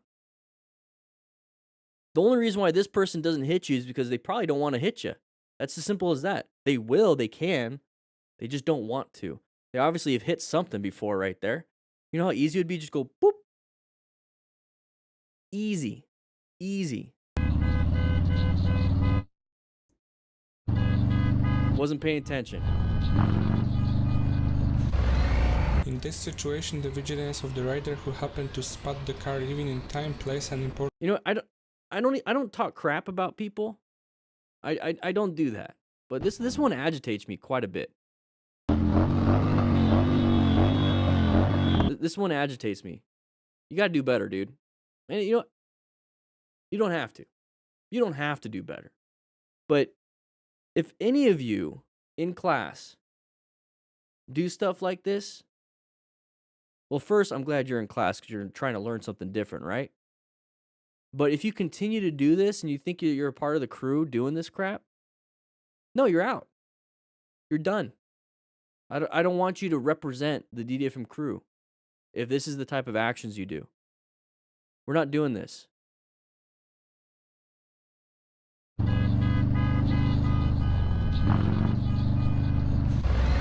In this situation, the vigilance of the rider who happened to spot the car leaving in time plays an important role.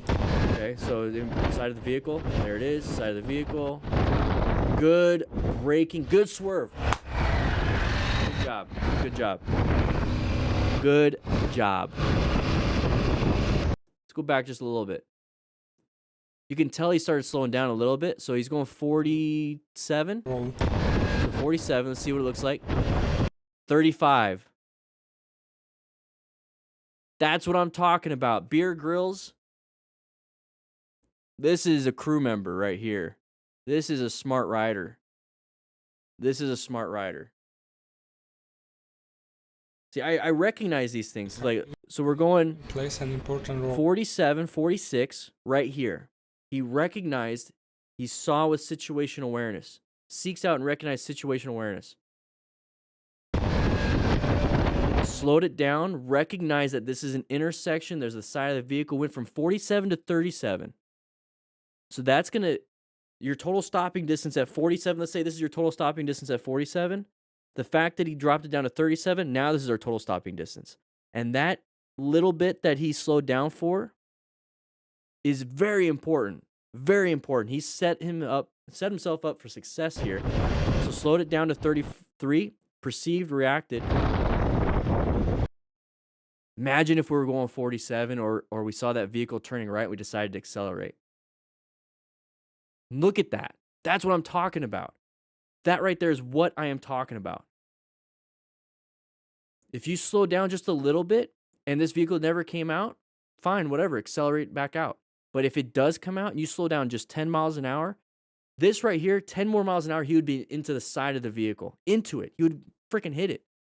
He slowed down enough, still couldn't stop in time because our total stopping distance still isn't good enough.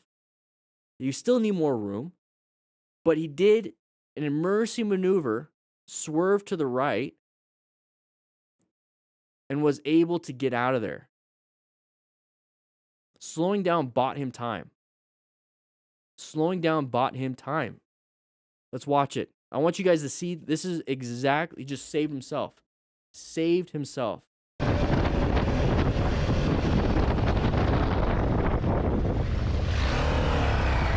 Good job, man. Good job. No honking, no rev bomb, no screaming, no turning around. He saved himself. Side of the vehicle. Got himself out of there. He couldn't see what happened right before.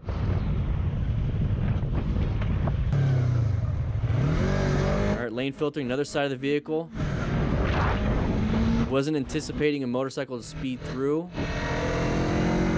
Alright, congested area, calm down. Side of the vehicle, they should stop. You applied the brakes and moved over. Non-issue, stop trying to keep up with them. Moving over here. You see the difference, everybody?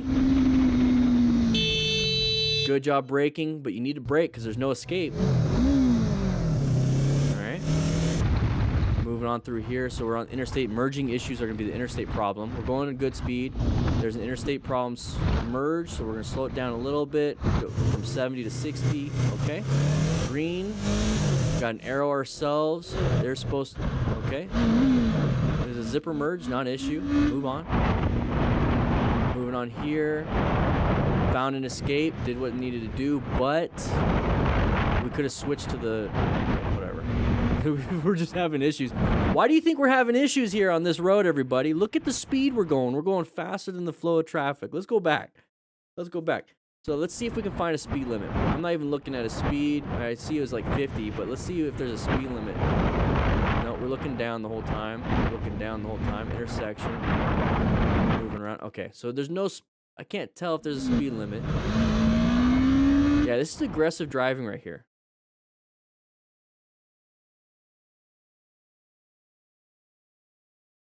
Nope, no speed limit. Alright, so we got a side of the vehicle coming out. Okay.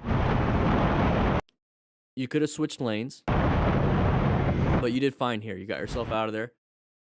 So signal ahead. That's what's on the ground. Let's say 45. Yeah, let's say 45. So we're going 55, 60. We got to navigate around this, and we have a signal, so it must have just turned green for everyone else, so everyone's kind of stopped. We're not paying attention to what's ahead of us. It feels like we're looking at our mirrors the whole time. Thankfully, he's able to swerve. But we're being very aggressive. We're not riding within the environment present. It's only a matter of time that we had like 3 close calls. It's only a matter of time one of those will turn into a crash. Be very careful.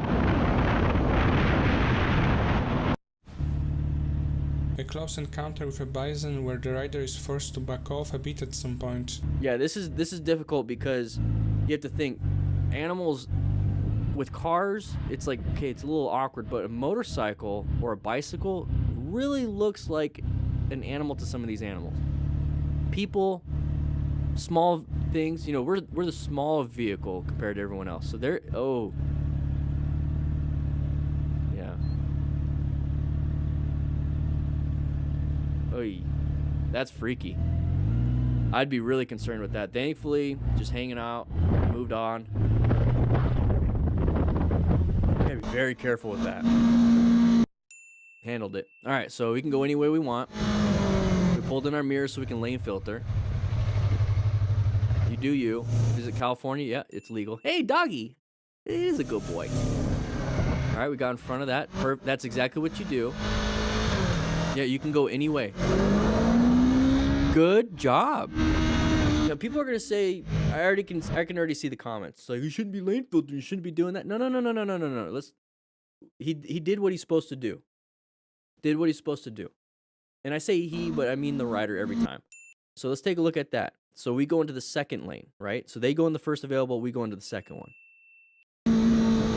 So he knows he's done this before. I'm just gonna pull in the mirror a little bit. I'm gonna keep one though on my right so I can see. He slowed it down. It's a red light. He's gonna go ahead and really quickly say hi to the good boy. There you go. So that's what you have to do. You have to say hi to dogs. Okay? Smart riders do that. So anyways, it's a green light. Now we're going to go ahead and merge into it. We're not just going to make the turn in between vehicles. So we're going to get back into here. So did what he's supposed to do. He didn't just accelerate through, right? Did what he's supposed to do. Now we have to maintain into that other path. Now this person, this is why we have to be a little concerned. This person is probably going to go into the right lane because they witnessed that this person way over here didn't go. This person thinks that it's open, didn't recognize there's a motorcycle. Okay, so now we have an understanding of kind of what's happening. Now, what I would do as a motorcycle rider or even a car driver in this situation is stay like this. Stay staggered. See how we're staggered? Stay staggered. Don't get up near it because then you have a chance of possibly getting hit. So we're getting near it now. See how we're near? And as soon as you see this right here, as soon as you see that, this is where planning our ride really kicks into play. Position for safety, we're pretty good position. We have escape routes. We have good line of sight. Our space cushion's getting diminished, but we have amazing space cushion here and over to the right a little bit.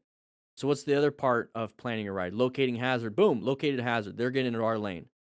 So we have to either adapt to a hazard or navigate a threat. What is this? Is this a hazard or a threat? To me, a hazard would be a pothole, a little bit of gravel, just kind of fly around it, whatever. A threat is something that is out to get you, that you have to get away from. So this right here to me is a threat. They're coming into my lane. They're cutting me off in the middle of a turn. Red stage maneuver. I got to get out of here. So planning your ride. Position for safety, locate hazards, adapt to hazards, navigate threats. We're going to navigate a threat right here with a red stage maneuver. We're going to swerve. And remember, emergency braking is a red stage maneuver, but also finding that escape path and then taking that escape path is a red stage maneuver. So what's going to happen here? He's going to accelerate through his escape path because it was closing in on him. You hear that? So we found the escape path. We're going to escape through it. Thankfully, we have a bike lane.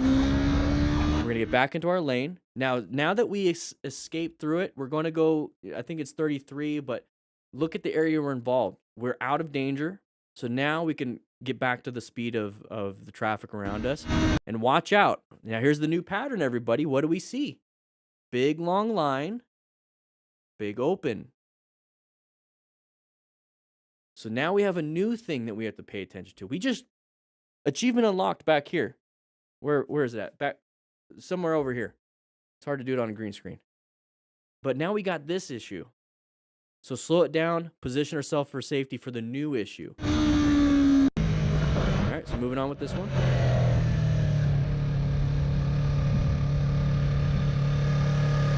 Okay. We're just doing a U. Are we just doing a U-turn? We did a U-turn. Good job with the braking in the middle of a turn. He's doing really good with that. Let's go take a look. So it's like we got to go back. We got to go back. So we got this vehicle coming out, slowing down. Good job. And then moved on. Did good. Did good. So green light for us. We're going to get going. We're going to get going. Side of the vehicle right there. Another side of the vehicle. So go ahead and relax a little bit. We got another side of the vehicle. So this is an area where a lot of merging things happen. Found an escape path, made it through. Another side of the vehicle. Intersection, orange stage. All right, so we got a side of the vehicle there. So it's intersection. Oh, merging. Good job on the braking. Terrible line of sight now. Switch lanes. There you go. Got himself out of there. Hey, that happens, guys. This happens a lot. Side of the vehicle again. We got a merging problem also, maybe to the right, but this person's going slow. Found an escape. Went through it. Good job. Big long line, merging issue, side of the vehicle right there. Slow it down. Intersection's orange stage anyways. Good job with the swerve, but I would have slowed down because I don't want to have to swerve or do a red stage if I didn't have to. So we're going through here. We're going to take a left, another merging vehicle. Good job on the braking and rolling off the throttle. So engine braking. Handled it. These are all daily stuff he probably has to deal with, but we also kind of get into it, right? Daniel B., welcome as a rookie member, baby. Woo! Welcome. We're putting ourselves in a lot of dangerous situations just by being on a motorcycle. Accelerating into situations gives us a better chance of being in a close call. Be more of a defensive rider, defensive driver. Anticipate a lot of these things. I'm not saying go slow. I'm saying go speed limit. So go the speed limit and observe and try to find things as far out as possible because that gives you time to react. In this guy's situations, we're doing a lot of up until like this moment stuff. Up until we saw it a while back. We saw it like right here. So if you just kind of roll off the throttle, and I know you don't want to be stuck into in the intersection, but this person's going. We haven't done anything yet until right here, and that's just too close for me. It's too close for me. Now we're gonna get into this part right here. Oh, never mind. I was thinking about this video right here. So we're getting into this part. We see that vehicle come out, especially now. Apply the brakes. You could slow down enough to even be behind that person, but we decided not to. So yeah, we swerved, we looked around it. Now if we look forward, we have all this traffic. And now we're getting, it almost shows like he was about to lane filter. So see how he's turning? He's turning to get into the lane filtering position. So we don't want to stop. As motorcyclists, I understand that. Like, it's fun to swerve around things and not really stop. But we have to do what we would normally do in a car. We'd slow down, stop, move lanes. We have to treat it like that. So we're riding around over here. All right, nice, easy road. Watch out for animals in this type of area. Woo! There you go. Right there, Hippa. Little birdie. Thanks for watching till You're welcome. Thank you for having us, Moto Stars. You know, go ahead, Moto Stars, sit down, have a nice drink. Make sure you guys sign in by clicking that like button. But we're going to go ahead and go to my office, and we're just going to hang out for a little bit. Go and get some music going. Let's go ahead and hang out with a little bit. Magpies, exactly. Those things are crazy. They're very territorial. All right, we're going to answer some questions, do a nice little Q&A, having some fun. Let's go ahead and answer those questions.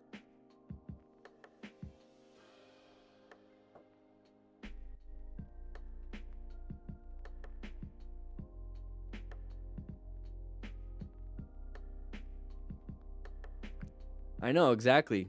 Newbie. They're all messing with the tables and everything.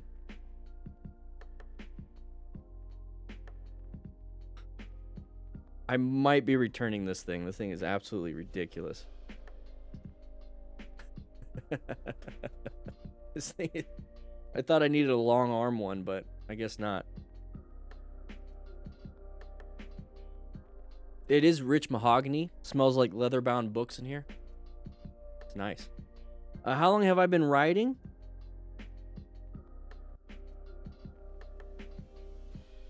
I've been riding for 10 years. It's going to be 11... No. Yeah, it's going to be 10 years in November. 10 years November.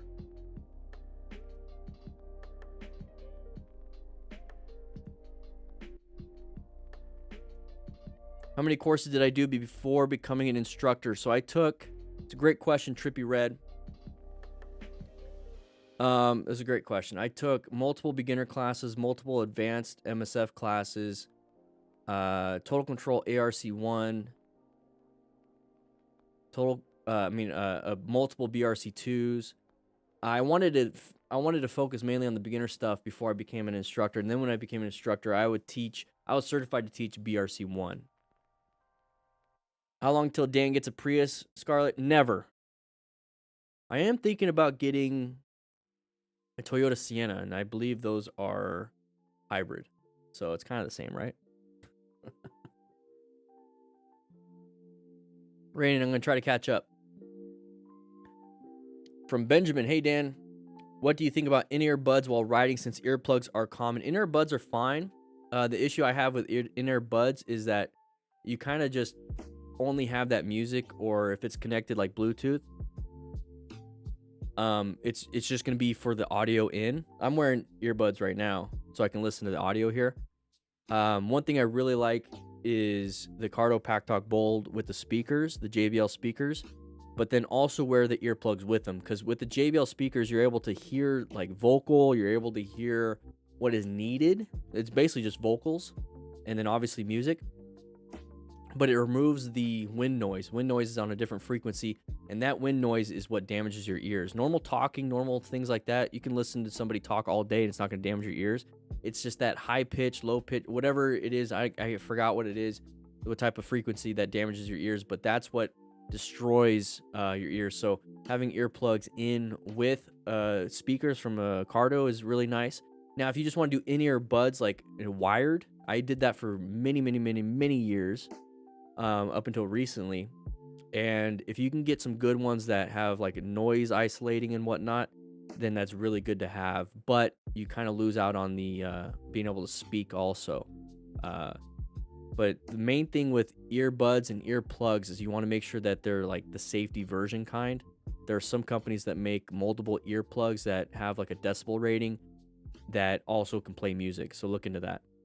Bob on Baz, new member, baby. Woo! Dan, I got offered to become an instructor for CMSP. Is the instructor test hard? It's not hard if you already know how to. If you know how to ride, it's not hard. Bob on Bass. It's knowing how a student learns and how to change on the fly. Not everyone's going to learn just like you, so you have to learn how to teach to the student. So a lot of it's going to be adult learning principles. It's not hard. It's just that nobody does it, so it's not. They need people, and nobody really wants. No, see, that's a tough thing. Everyone likes to ride motorcycles. Nobody likes to teach it. And when they do teach it, they don't go above and beyond in trying to learn how the student learns. So to become a good instructor, you have to really dedicate yourself to an educational part. It's not even about being a motorcycle rider. It's about being an educator. So if you want to become an educator, think of it that way. Don't think of it as I'm teaching people to ride motorcycles. You're teaching somebody how to do an important motor skill. So if you know how to teach people to do motor skills, I'm not talking about just motor as a motorcycle, but like gross motor skills with hands, body, and everything, then you're going to have a good time. Don't think of it as I'm done learning. I'm kind of taking it like pretty far on this one, because this is what I like to do. I don't look at myself as an instructor. I look at myself as an educator. I take it too far then, I guess. I don't know. Is it too hard? Is it hard? No. When I took the class for the MSF, there were some people in there that I don't know if I would take a class from them. And they passed. So I think you'll be fine. I saw you training those people. You're good. Delta Puncher, taking a curve and suddenly having to brake while on a curve, still with progressive braking, can make you slide? Question mark. It can. It can. It depends on how much traction you currently have, what the speed is. There's so many different factors involved in that. Trail braking would help you in that, but that's an advanced skill. Your best bet on this would be to take the curve as slow as you feel comfortable with. You don't want to go too slow, and you don't want to be pissing people off. But if there's something in the road, you learn how to swerve those things. You don't want to try to stop in the middle of a curve. You want to slow down and then swerve and then straighten up and then stop. Have you ever had an accident while riding? And if so, did you have even more safety awareness after? Rebecca, good question. Have I ever been in an accident while riding? No. Did I have more safety awareness after? Well, I didn't have a crash, so no, but I witnessed other people crashing. I actually witnessed crashes, and I would show up on scene after somebody that did crash, and I would see what kind of gear they had. I would do my own after-action review for them, and I would make changes to what I would do, and that's what I'm doing here with you guys with these live streams. So I would have more awareness after every crash I would see, and I'm watching hundreds of crashes a week now. So I'm getting a lot of safety awareness. I'm keeping myself in yellow stage. Thank you, Raiden, for everything here. And Seb, NCEB, I brought my motorcycle to the Kawasaki dealership to adjust the chain. Then their technician test rode my bike but broke it. Are they liable for fixing it for free? Just bought an H2SX SE last Thursday. So I had a question kind of like this a while back, and I talked to my buddy Matt, and he was telling me, hey, Nathan, I just see that you got the kit. I'll go ahead and get you that kit out. Appreciate it, man. My buddy, he works at a dealership, and I asked him kind of the same question like this, and he said it is their duty, and it all depends on the dealership. It's their duty to make it like it was. So if let's say you have 100 points and they broke 20 points, it's their duty to make it full to 100 again. They're not there to make it better than it was, but they have to make it like it was when it came in. So they're probably going to give you new parts. They should give you new parts. They should not just give you a broken bike. And they should fix it for free, yeah. If they don't, you might be looking into possibly getting a lawyer for that, because that's hundreds of dollars. They should be taking care of it. They should be taking care of it. Justin Pappin, hey Dan, what tips do you have for buying a well-fitted helmet from Amazon? Justin, I would go to RevZilla. You're gonna have more on RevZilla. Let's go ahead and take a look at RevZilla when I'm talking about Amazon. And I know what you probably mean by Amazon, because it's probably a good deal. Let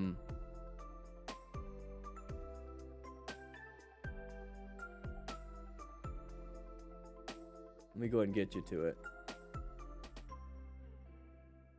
So right here, DanDanTheFireman.com/beginner gear.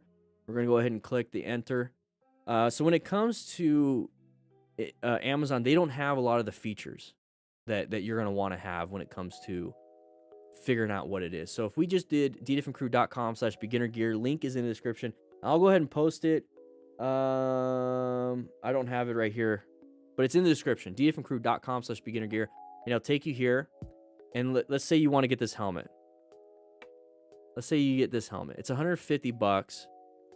It's Snell approved, right? Full face helmet. This item ships free. You can pick some good, let's say go white. I like white. So everything's pretty much out of stock, of course. So a lot of things out of stock. So this one's not matte titanium. So let's say I'm a medium head. Well, how do you know if you're a medium head? You can click the size chart. So you can go down to size chart, and it's like a medium head would be this. Well, what's centimeters? Okay, so 57 to 58 centimeters.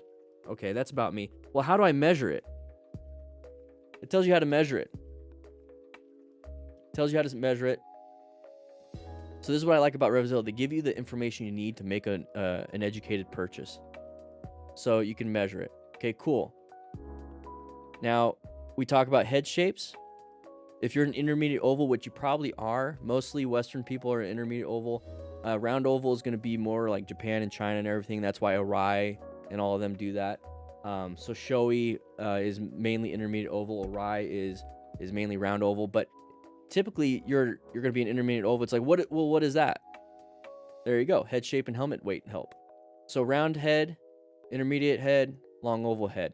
And it tells you what it is. So less common, most common, least common. So you're going to find out what it is, and you're going to do your own research, and then also what the weight really means. And this is what I really, really like about RevZilla is they give you information to be a better consumer, and that's what I care about. And they give you good deals usually, and they give you good prices, and very fast shipping. So when it comes to the Amazon thing, I'm going to try to power through some of these. When it comes to the Amazon thing, yeah, Amazon has some good deals here and there, but I can't trust because I don't. If you're buying it brand new for the first time, you're not going to truly know what it is you're trying to get. So Nathan, thank you for getting trauma kit. Richard got himself a Smart Rider Basic Training ebook. Woo! Make sure you guys grab your own if you want. Link is in the description. There we go. Dutch Dashcam. When do you discuss the parking lot practice video from us, the viewers? We started this, but we had to start the stream. Yeah, so at the very beginning, I did. I got to your video. We might do that again on Thursday. I'm going to see about what. I'm going to actually take a look at some of the videos tomorrow. Maybe. I don't know. Tomorrow is my birthday, so I don't know if I want to work tomorrow. Derek. Hey, Dan, I've never rode before, but signed up for the Harley MSF course. I'm in love with the Indian Scout and Chief. You think they'd be too big to start on? Depends on who you are and how big you are. Indian Scouts are good because they're super low. Same with the Chiefs. They're super low to the ground, so you can flat foot a lot of things. The Harley MSF is just the MSF with a Harley branding on it, so it's just the BRC. So don't worry too much about that. They're going to give you a little bit of behind the scenes with Harley, but Indian Scouts are better. Too big in terms of power? No, you're going to be fine. You're going to be fine. As long as you follow what the MSF course says. Now, if you still feel that way after the class, I would look into the Rebel 500 and even the Rebel 1100. Trippy Red, Dan, why do you think trail braking is advanced? So I answer this question quite a bit all the time. So slow look, press, and roll is the beginner. Trail braking is the advanced. Now, I think it's more of a novice, maybe have like a year under your belt, or if you're a quick learner, 6 months under your belt after taking the BRC, or after you've been actually practicing with purpose. You know, it's not practice when you're just riding. Practice with purpose means you're in a parking lot practicing, or actually writing down what your skills are and what you need to work on, actually treating it like it's a perishable skill, which it is. So why I think it's more of an advanced, how about this? Why do I think it's not for beginners? Okay. Why do I think trail braking is not for beginners? Is because you're having to do throttle control and braking at the same time. Doesn't sound too hard. A lot of people think, oh, that's pretty easy. But you're also having to do that. The main purpose is in a corner. So you're also now cornering, braking, and throttle. 3 things that can take away traction. The reason why you do trail braking is because it actually improves your traction. But if misappropriated and misused, it can take it away. And for a beginner that's still trying to figure out slow look, press, and roll, to now combine all of it together into trail braking, that's definitely not a beginner skill. It is something that you should try to do. It is something that you should try to push your skills to get. Then, yeah, you should try to do it. It's actually very beneficial. But to say, hey, you're a beginner rider, still learning slow look, press, and roll, screw that. Don't do slow look, press, and roll. Do trail braking. No, don't do that. Learn slow look, press, and roll and trail braking. But you got to start with slow look, press, and roll. Dragon Haven, Dan, with the Haboob last Saturday, what would you do if you were riding and found yourself stuck on the freeway? Pull off to the side. So if you guys don't know what a Haboob is, think of the Scorpion King, or not the Scorpion King, the Mummy, with the big old dust storm coming in. Yeah, it was crazy, huh? Pull off as far as you possibly can. Put on those brights, or not brights. Put on those hazards. Actually, no, don't do that. Pull off. Don't put on your hazards because you don't want somebody following you. Because if that's all they see, they're gonna go towards you thinking you're still on the road. So just pull off as far as you possibly can and just take cover until it goes away. If you don't feel comfortable. Trippy Red, happy birthday, Dan, with the $5 donation. Appreciate it. Woo! If you guys want to, give me a little birthday gift, get yourself a Smart Rider ebook and read it. That's my gift. Please use the code right there, though. By the way, you get 15% off. You crashed into a bush. Do we need Scarlet? Oh yeah, I did crash into a bush. I forgot, but not on road, so it doesn't count. I'm prodigal. Frosty Cab. Would you recommend get proper textiles, or are riding jeans just as good? So riding jeans, there's certain portions of it. Let me see if I remember.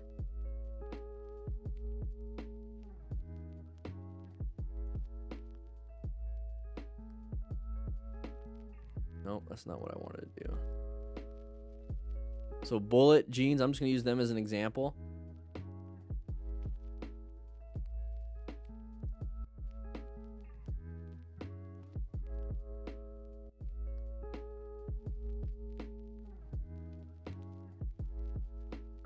It's not Bullet that I want to do. Fury leggings.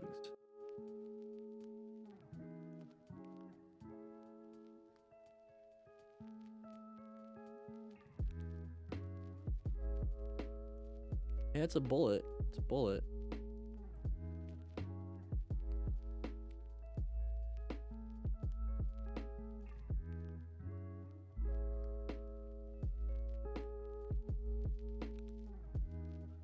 I can't remember the name of the company.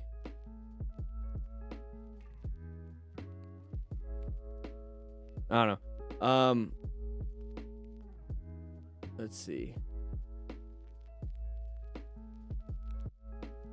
I want to get to the visual. Kind of like that.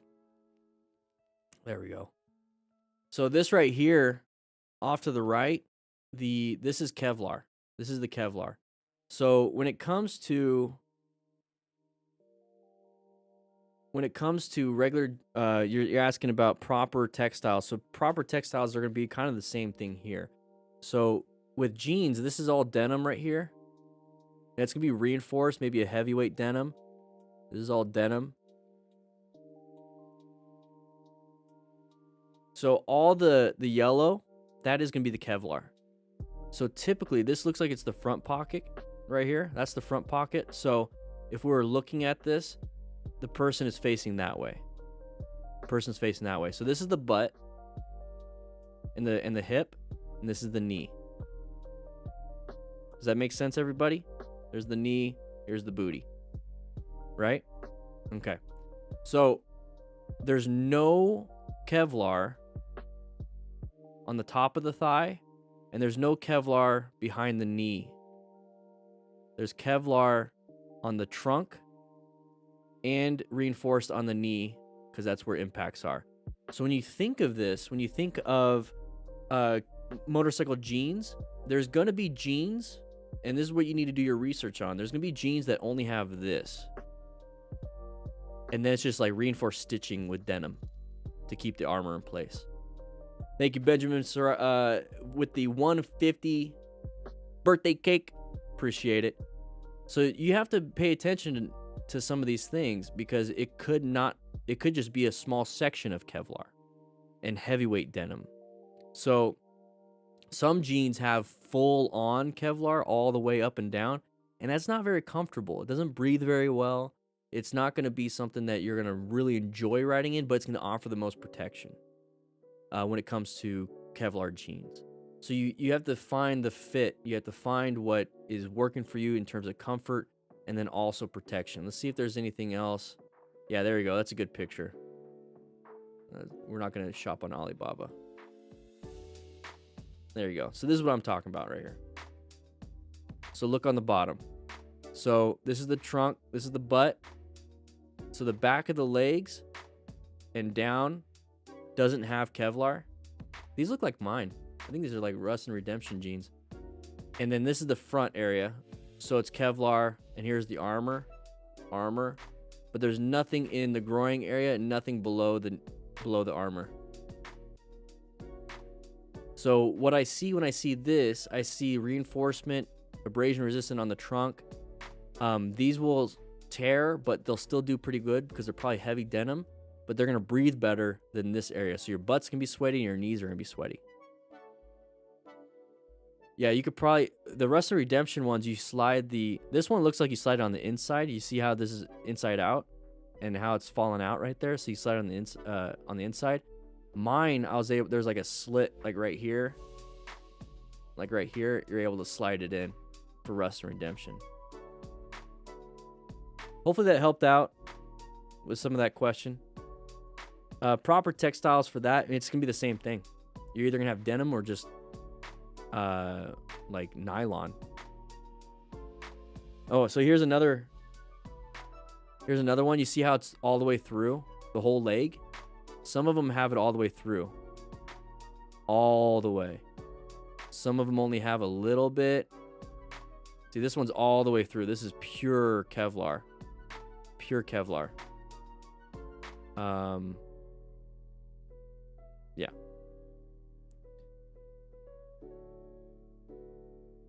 Have you ever done a track day? No, Trippy Red. I want to. Yami Noob invited me out to do a track day. It'd be kind of cool. But so did One Only X-Ram, and that's local, so I should probably do that first. What do you think of the Pilot 3-in-1 by Harley Davidson? I'm guessing that's a helmet.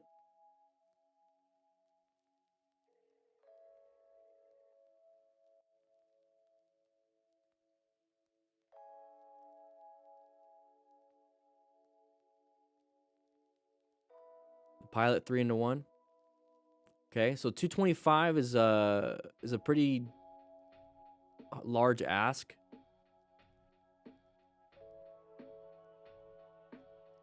Okay, so it's a Scorpion. It's a Scorpion helmet. Okay, so it's just Harley branded Scorpion helmet. Half shell meets the DOT standards. The additional components are for comfort and only do not provide safety features. So this is not a full face helmet. It's basically this helmet right here. So it's a 3-in-1 because it's got a half helmet. Hey, thanks George, appreciate it. And then it's basically just it's a half helmet with some fancy stuff on it to make it. $225 for a half helmet? No. I wouldn't get it. No. I wouldn't get a half helmet in the first place. But for that price, no. I would go to bfmcrew.com/ you can do /cardo, but I'm gonna do beginner gear. I would either get a Scorpion. Wait, see, these are way cheaper. Way cheaper. Way cheaper. Any of these helmets are already cheaper. And Scorpion Exo helmets are good. Let's just get this one. They're available. It's Snell, Snell and DOT approved. And it's a full face. I'd get that instead. And it's 100. You save money. You can buy gloves and this helmet for the same price as that half helmet. That's what I would have done, or what I would do. Comfy toast. Woo! What do you think about taking a passenger on a motorcycle without them having full gear? Now, that's a good question. That's a good question. All right, thanks, Rainen. Appreciate it. Appreciate it. For me, anybody that's on my bike, I feel responsible for. So if I'm gonna put anybody on my bike, I want them to wear gear. Just like if I have anybody in my car, I want them to wear a seatbelt, and I will tell them, put your freaking seatbelt on. It's just what I do. So it's up to you. It's up to them. I do have authority when it comes to being the car driver with my family. I'll tell them to do it because they know where I'm coming from. It's about safety. And I even say that to anybody that rides in my car. But when you get on my motorcycle, we're making a huge choice here. And I'm making a choice to have you on my motorcycle in the first place because if you don't know how to be a passenger, you could cause me to crash. You see what I mean? So now we're just getting into the whole aspect of you're going to be on my bike. Now it's my safety that's on the line because you could screw me up. So if we're going to have this exchange of I'm taking a risk and you're taking a risk, well, I'm only going to take the risk of you being on my motorcycle if you're not going to, or if you're going to wear gear. I'm only going to take you on my motorcycle if you wear gear because you're putting me at risk too. So there's an exchange of risk involved. So what do I think about passing around a motorcycle without them having full gear? I won't do it, but I understand. So at minimum, they have to have a helmet. At minimum. If they don't have a helmet, I'm not putting them on. And if they don't have full gear, because it's expensive, I understand. As a passenger, it's expensive. So let's say it's just a regular friend. You know, they don't have motorcycles, but they like to ride with you. Then closed-toed shoes, a jacket of some sort, pants, some kind of gloves, but a helmet. Definitely a helmet. If it's your significant other and you guys go riding, or she wants to start riding and stuff, that's a situation I was put in. I wanted her to ride with me, and we started off as a passenger and stuff. I got her full gear. I invested in full gear because that's my partner. That's the person I want to spend the rest of my life with. I'm not going to risk it just for a little bit of time. So if you're in a position where this is a family member that wants to ride with you consistently, or if it's somebody that's going to be there for a while, obviously, and then you're going to have them ride with you, then you're going to want to then invest into that gear for them so you can share this awesome passion and hobby. So that's what I would do. That's because that's what I did do. But when it comes to like a regular person, hey, let me hop on your bike, like, no.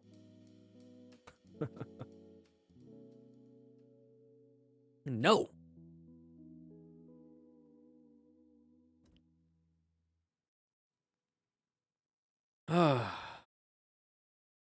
Sean, thank you. Yeah, gloves would be good.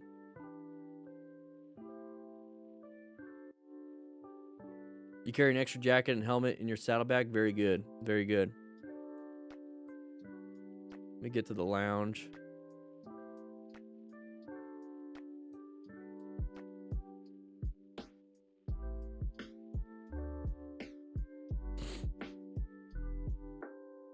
Yeah. Better safe than sorry. And it feels like it's a long day. Anybody else having a long day? Remember, if you want to submit your parking lot practice, please do so. Linked right there.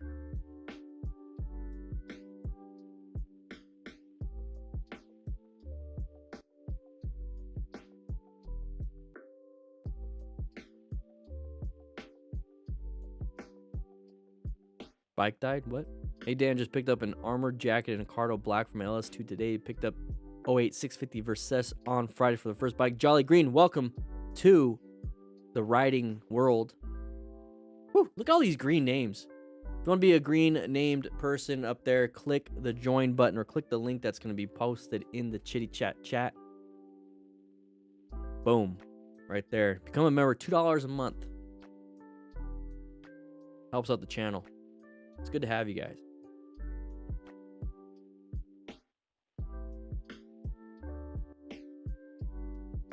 Pretty upset. This thing's like broken.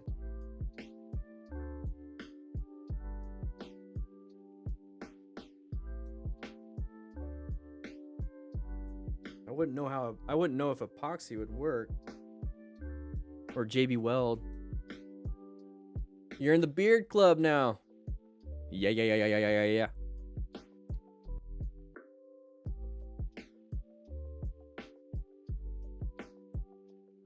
Dirty skirts, I'm glad you got it. Woo! Rock form mount, baby. How do you feel about riding home after a night shift? If you're tired, take it easy. If you're tired, remember, groggy driving and riding is just like drunk driving, so be very careful. If it's really dark out, I mean, just think about there's not gonna be a lot of people on the road, like at 2 a.m., 3 a.m., 4 a.m. So just be very, very careful. Very, very careful. I've done some late night rides, and it's a different animal. Just ride within the environment. Don't outrun your headlight.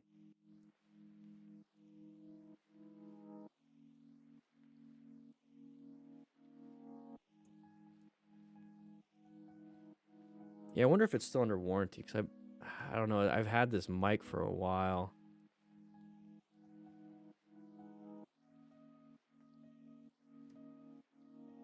It's Elgato.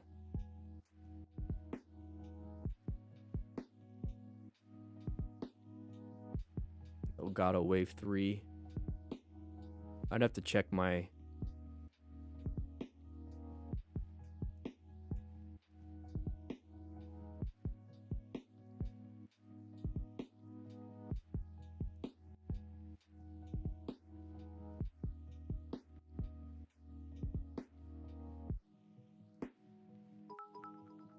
Rusty Shackleford, baby. Woo! Welcome. Welcome, welcome, welcome. It's not showing up on my screen that you did that. How long ago was that, Rusty? Either way, it's good to have you. Good to have you. Yeah, I might just try JB Weld. But I'm gonna see what they have to say first. I'll probably JB Weld it. I think I got some. But I mean, if it's snapped, it's just gonna snap in a different spot.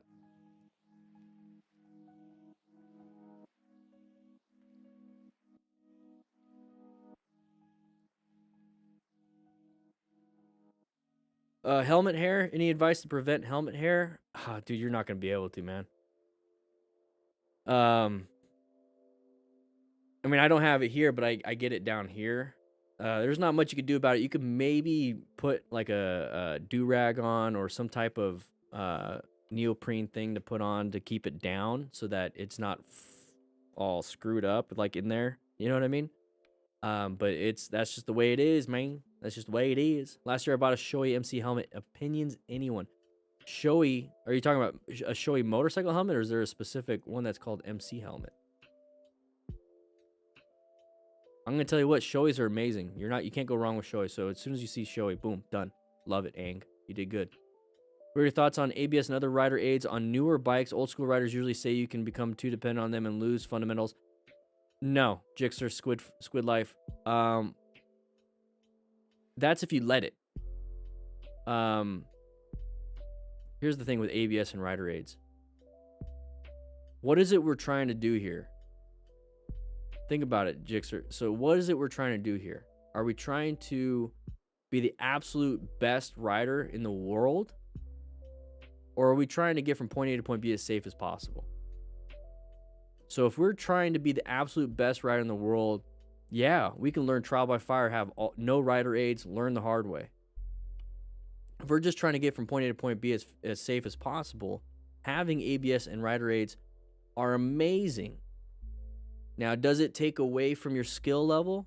No, because the only time you activate ABS is if you slam the brakes. That's not a skill we teach. It's not a skill you should have, slamming the brakes. You should be doing progressive brake pressure. So you can have ABS and do progressive brake pressure and then slowly squeeze, and you never activate ABS. Rider aids, traction control. So, I mean, what are you going to do? In the middle of a turn, you lose traction. Are you just going to be like, I got a skill that can prevent that? No, you're going to low side. But if you have lean angled traction control on these newer motorcycles, it could hopefully prevent you from crashing. So, I mean, it's like, what is it we're trying to do here? So, don't listen to them. Get as many rider aids as you possibly can. You know, your pop filter gives the camera a chromatic look. It's really cool. Yeah. Yeah, I'm thinking about getting the shock mount. Yeah. If it's broken, I'm going to be like, hey, can you just upgrade it to the shock mount? I'm thinking this arm is super long. It's not even half of it that's on the screen. I'm thinking about mounting it to the wall.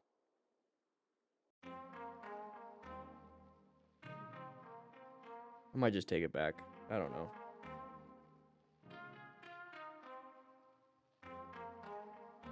Because I can mount it to... No. Yeah, this arm is long.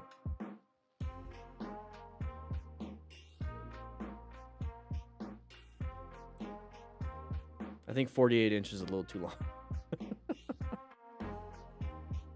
don't like how stiff it is either.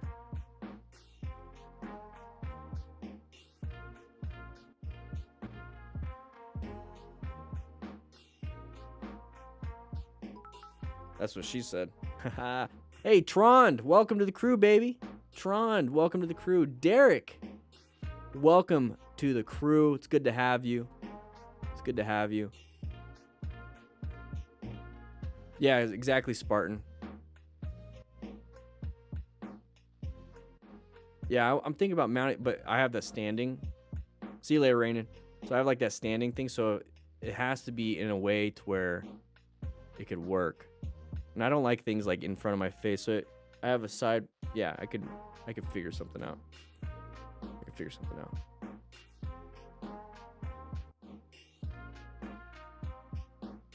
I just like that it's not. I do like the fact that I have full control over stuff under here, so that's really good. What are we listening to?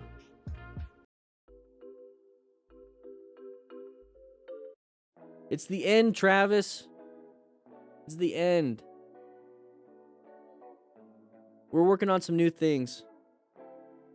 Does it have to be right next to me? No, but I kind of like it. I mean, it could be like this.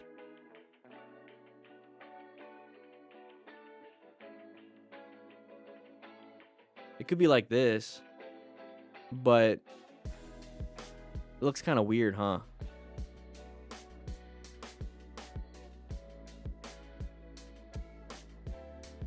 But if I want it any lower, then it's too long. You see?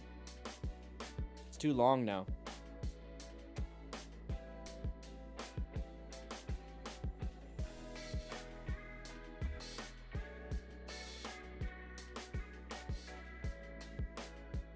Yeah, it blocks the beard.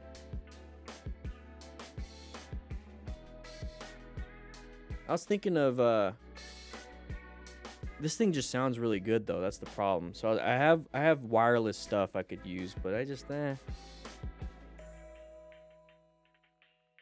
mean, I got this thing.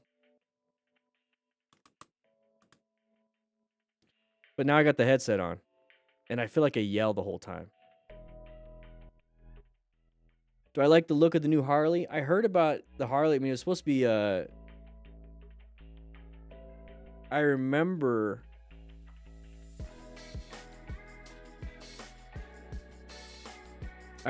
the Harley, that picture. I remember the picture, and it was supposed to be like the Sport or something. I remember back then. I think it's okay. It's yeah, Spartan. I'm thinking of getting a lavalier, but I really like. I do have a lavalier, but to get to that question, I like the new Sportster. I think they're doing it for the European market because there's some EPA stuff going on. But it's just, I don't know. I'm not interested in it. I just love my Indian too much. Yeah, and that's another thing is I tried it. The lavalier is like under here. So like you hear it scratching every time I turn my head. It's just, man, I just have so many problems. My beard. I was thinking about getting one of those fancy ones that kind of stick out like this. Should I do that? Let's see.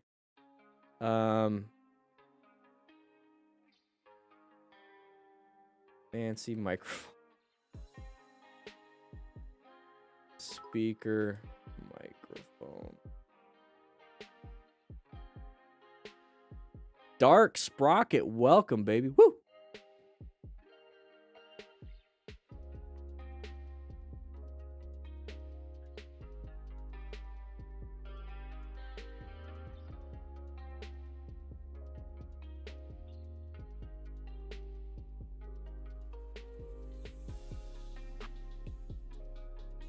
Like what? Like one of these things. I was thinking about getting one of these things. But they just look so tacky. They just look so tacky.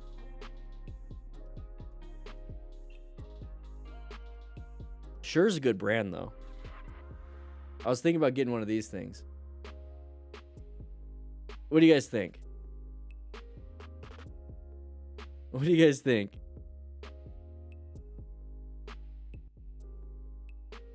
I'd have to get a MIDI controller. It's a MIDI microphone.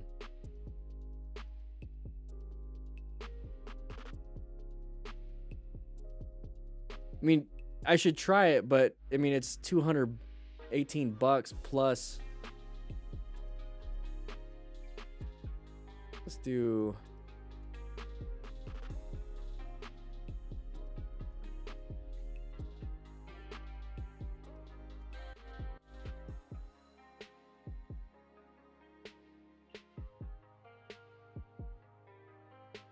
Yeah, we're talking close to $300 something. It's got a transmitter. The receiver sold different or sold separately.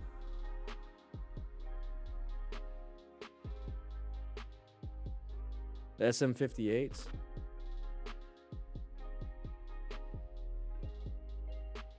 Yeah, but are you talking about this? Oh, I gotta hold it. I don't want to hold anything. I like talking with my hands. Tron, thank you so much, man. Yeah, Shure is a good company. I love Shure. And it would make everything look clean, right?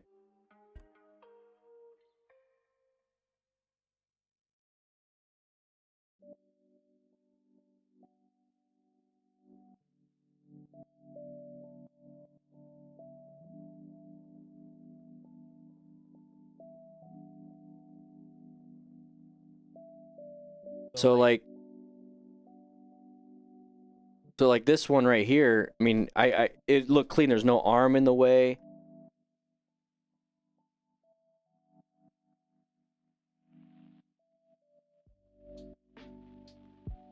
You can hear me now, but it's not like a big bulky head.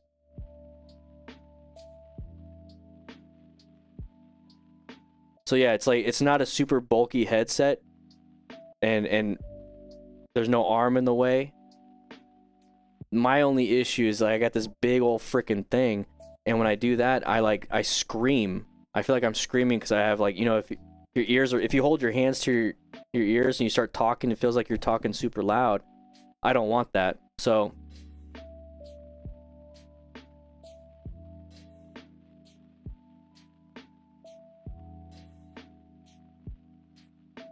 how's the audio on this? Does this sound okay? This is a good wireless microphone. I just like the sound of that because this thing just sounds so much better. I mean, just hear the difference. I mean, hear the difference, right? So here's this sound. This is the microphone right here. And then this is the headset mic, right? So like when I'm talking normal, it's fine. But this sounds so much better. It sounds really good. This one right here. Now this is the headset. This is the mic right here.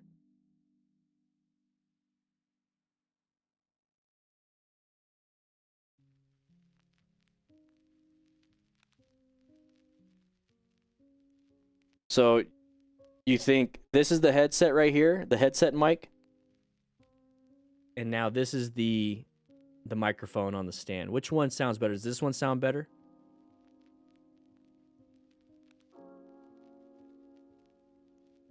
So I just turned down the audio for this one. Let's see if this one has my filters. That might be the problem. No, it's got the filters.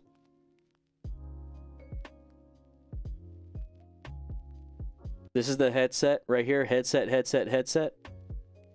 Microphone right here. Microphone right here. Yeah, see, that's the thing, is the stand is so much, it sounds so much better, and to me, audio is super important. Yeah, this is very important. Having good audio is super important. Yeah, 100%, yeah.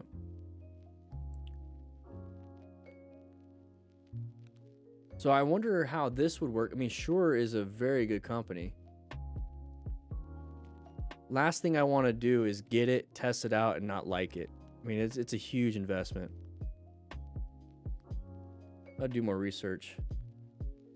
Ooh, you can get different colors. I'd get black.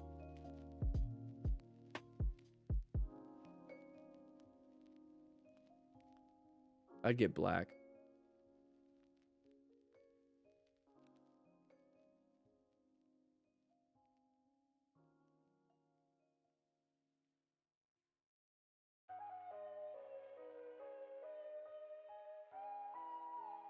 The setup when I motovlog, I have a Tascam. I have a Tascam DRO5, and I have another one of the Sony ECM CS3s, but with a windsock on it, and I just combine it with these.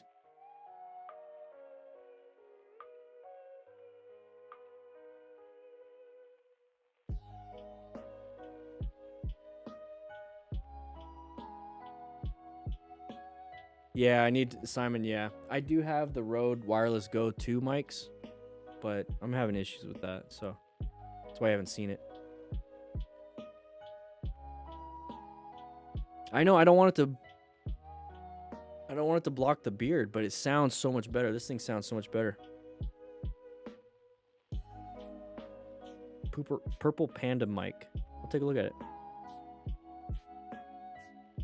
Trippistum. Hey, I'm glad. I'm glad at the MSF you're able to ace your tests and everything. You did good.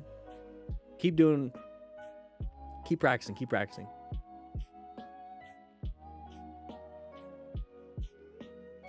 That's true, Ben. I didn't think about that. Yeah, I like this audio from this mic. It just broke. So I'm gonna submit a request.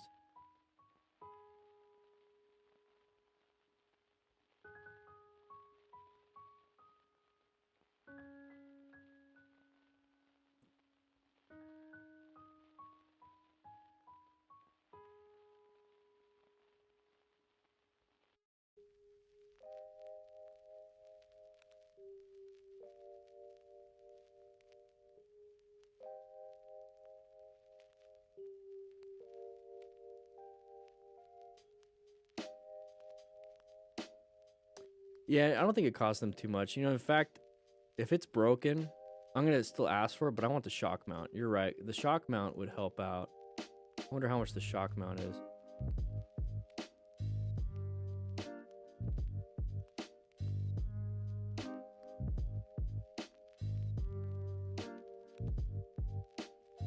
I was thinking about just putting it back on this thing. This is the stand it comes on.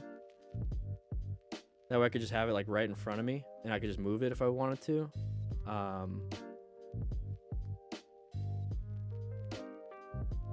But I like having an arm.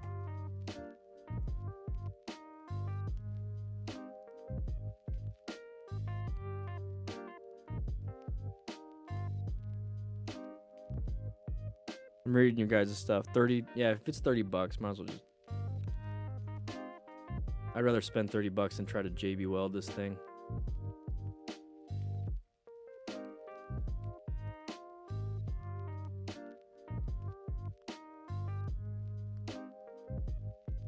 Last thing I want to do is break off in the middle of a stream. You know what I mean? Oh yeah, it's $40, but shock mount would be worth it.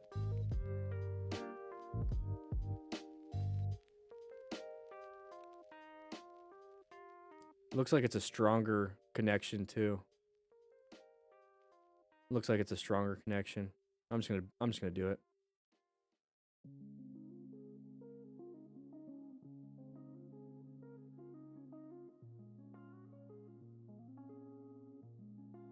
YOLO.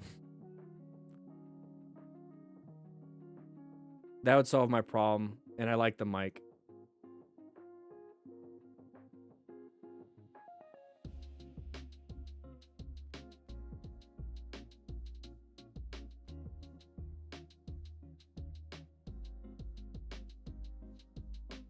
And the cool thing is I got a gift card from Google for doing some stuff, so it's only going to cost me $15. And I'll get it tomorrow. Boom, on my birthday. Bought myself a birthday gift. Yeah. There it is. Boom, problem solved. But I'm thinking about getting, you know what? Should I get myself the little headset mic? Should I get myself this thing? I kind of wanted to try it, but I'd have to get the MIDI receiver and everything. kind of want to try it. But this sounds really good. I don't know. I don't know. I don't know. What protective pants do I wear? I wear the Reacts Ultimesh. Reacts. I'm just having fun with you guys. We're just having fun hanging out, right? We all good? I wear these.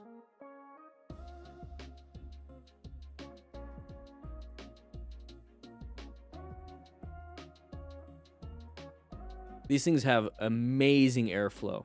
Amazing airflow. Probably my favorite pants. Oh, they got a women's jacket now. This is brand new. Look at that airflow. Tons of airflow on the arm, so it goes in, but you got the abrasion resistance on the outsides and the parts that actually touch. Look how much airflow. This is the perfect summer. Who was asking about a woman's jacket for summer riding? This is it. I didn't know they didn't have. Yeah, it's brand new. They didn't have a women's jacket. I have the Ultimesh men's. I have the silver and black. The shoulders are a little too narrow for me. I can make it work, but they're a little narrow. I got really broad shoulders because of all the muscle mass I have. Yeah. Yep. True. It's true. What are you saying? What are you saying? It's not? Get out of here. Get out of here.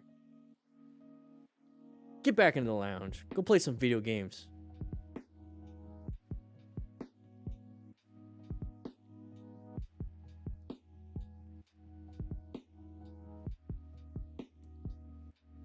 I'm sorry, guys. I'm kidding. Come back. You can just take it to Kohl's? Is that a thing, Spartan? With Amazon, you can just take it to Kohl's? I don't know why, Aang. I don't know why they don't do that. It's a weird situation. And that's the thing, is not a lot of women were riding. And I'm going to kind of be devil's advocate on this. I don't agree with it, but from a business point of view, production and design, and it's a male-dominated industry. They just never had to, and now women are getting into it like big time.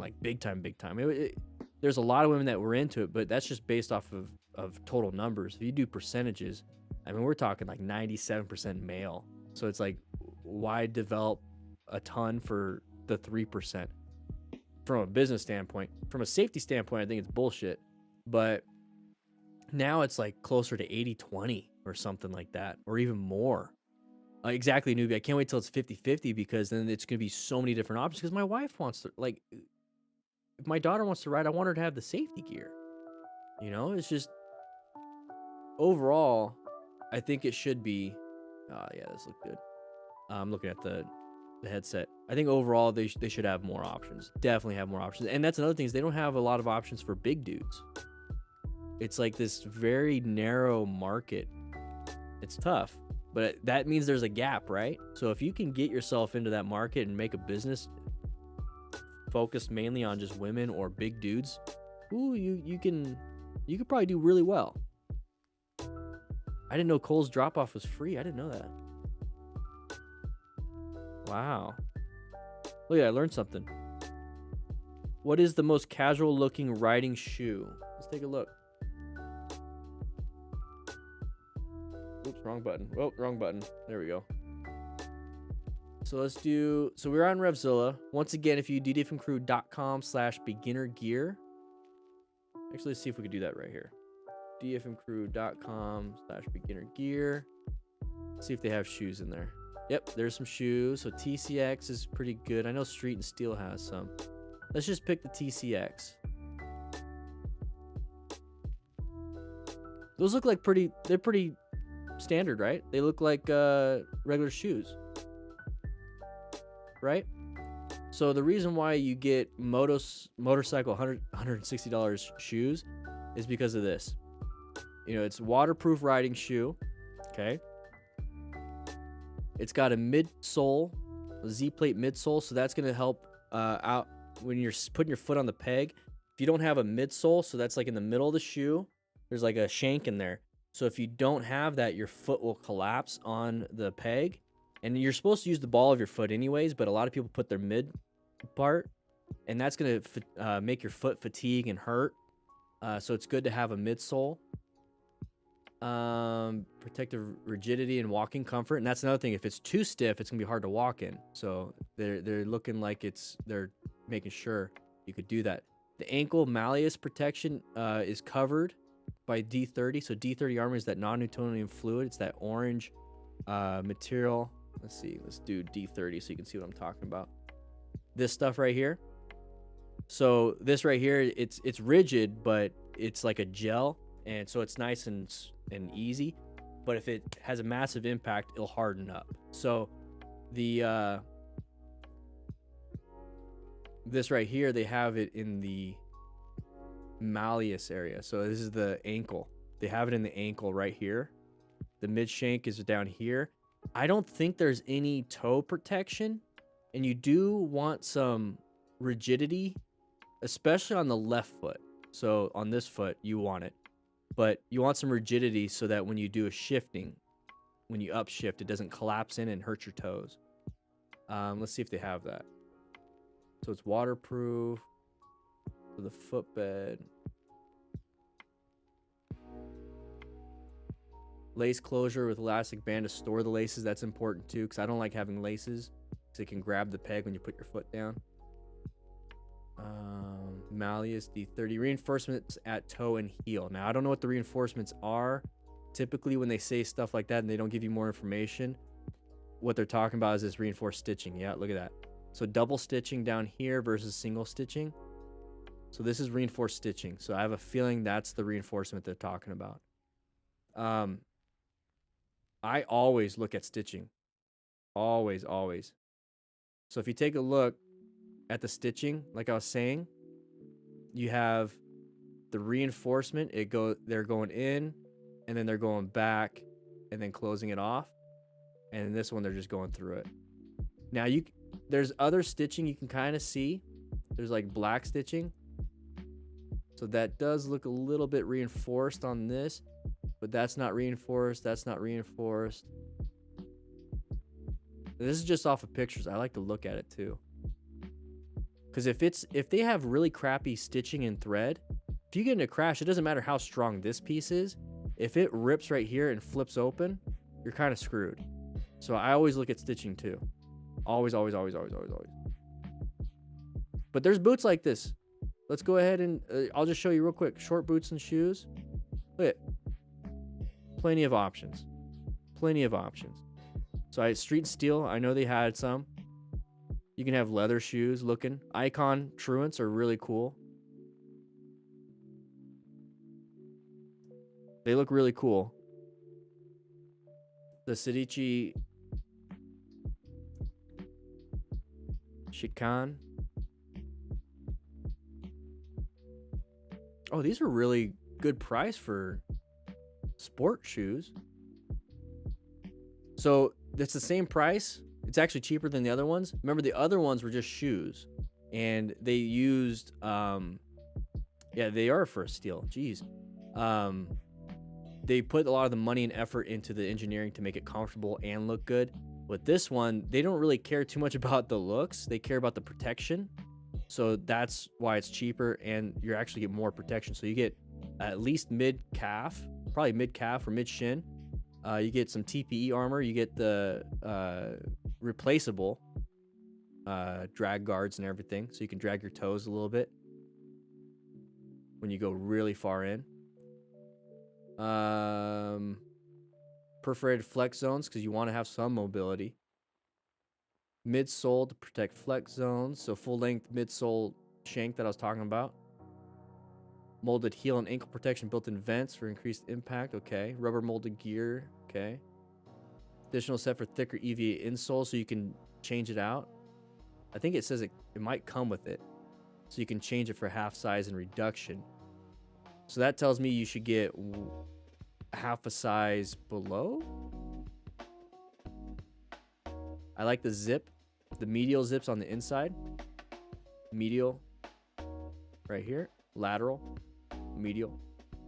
That's good. It's a good shoe. It's good. And for 150 bucks, you can't go wrong. Oh my gosh. That's why everything's out of stock, but I'm a size 10.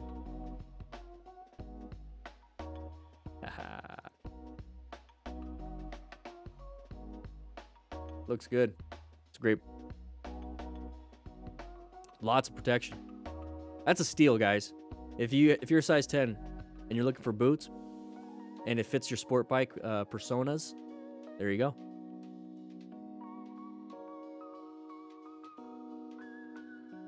Steel toes, no for riding, as it theoretically can chop off your toes in a crushing crash. If we're in a position where your foot gets crushed, you're kind of in a bad spot already. But I see what you mean. I think I saw a Mythbusters thing on that. I wouldn't say it's a no-no.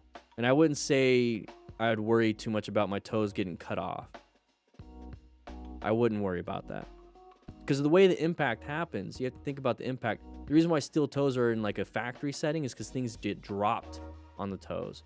In a motorcycle accident, it's your toes and basically your foot hitting something or something landing on top of it, like from the side. Because you're not just standing there and then all of a sudden something falls. You're falling to the side too, so it's on the side. So I wouldn't worry too much about that. Because if we're dealing with high impact and something falling on your foot while you're riding, you're off the bike and you're in bad shape already. So I wouldn't worry too much. I see exactly why that's a fear. It's not something I'd put a lot of brain power towards, if that makes sense. It's good to have it in your head, you know. It's like, but then if you really think about it and like how things would go down in a crash, it's like, oh, that's not my biggest worry. I shouldn't worry too much about that. I will say, though, my friend, when he did crash, he broke some toes. And he was just wearing, I believe, Vans. And his toe basically went through the shoe. So having a steel toe would have at least mitigated some of that. What do I think about armored vest? Well, Jason, it's only going to protect the part that's protecting. It's only going to protect the chest, which is good. Chest and back is good, but you can get a jacket that's going to protect the rest of your upper body too. So for me, it's like it's a waste of my money if I'm only going to get part of the protection that I require. But if you're good with that, it's all about risk management.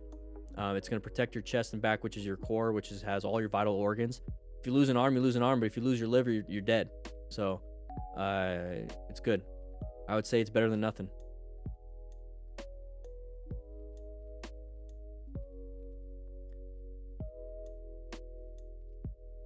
Stellar Moto has really cool women's gear. I'll say that, Nicole, because it sounds like you probably have some, and I don't know too many about women's gear, so I'm going to say it again. Nicole Hope Seeger says Stellar Moto, Stellar Moto, has really cool women's gear. So I hope that helps, because I don't know. Hugo, my BRCs this weekend. Am anxious. Whew, you're going to do well. You're going to do well. Don't worry too much about it. You're already doing all the prep work now. You're doing everything you need to do. Enjoy the class. Have a good time. Be a learner, beginner mind. Absorb. If you have a question, ask it, and there's no dumb questions. Do what you need to do. You're going to do fine. If you make a mistake, just realize, and this is what I want everybody to understand. There's the cognitive stage. There's the associative stage. There's an automatic stage at the end, and that turns into automaticity. So you have, let's see if I could just get the picture up. This is video stuff. Let's get the video. Let's get some pictures up, because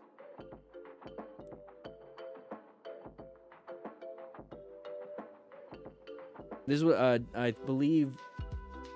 I think Dyna Rider was asking if it's hard.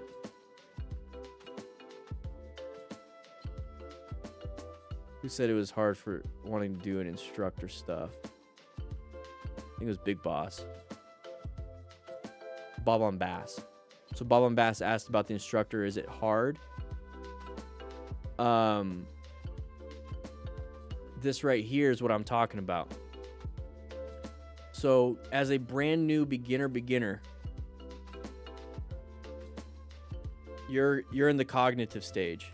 Work with me on this one. We're talking about some learning. If you can understand this, if you can understand the fits and positives model for motor learning when it comes to anything sport related, motorcycle, whatever it is, your hands and feet and your brain put together. If you can understand this, you will never be frustrated when it comes to learning something new. So this is very important. Somebody pause the music for me. Pause the music. Thank you.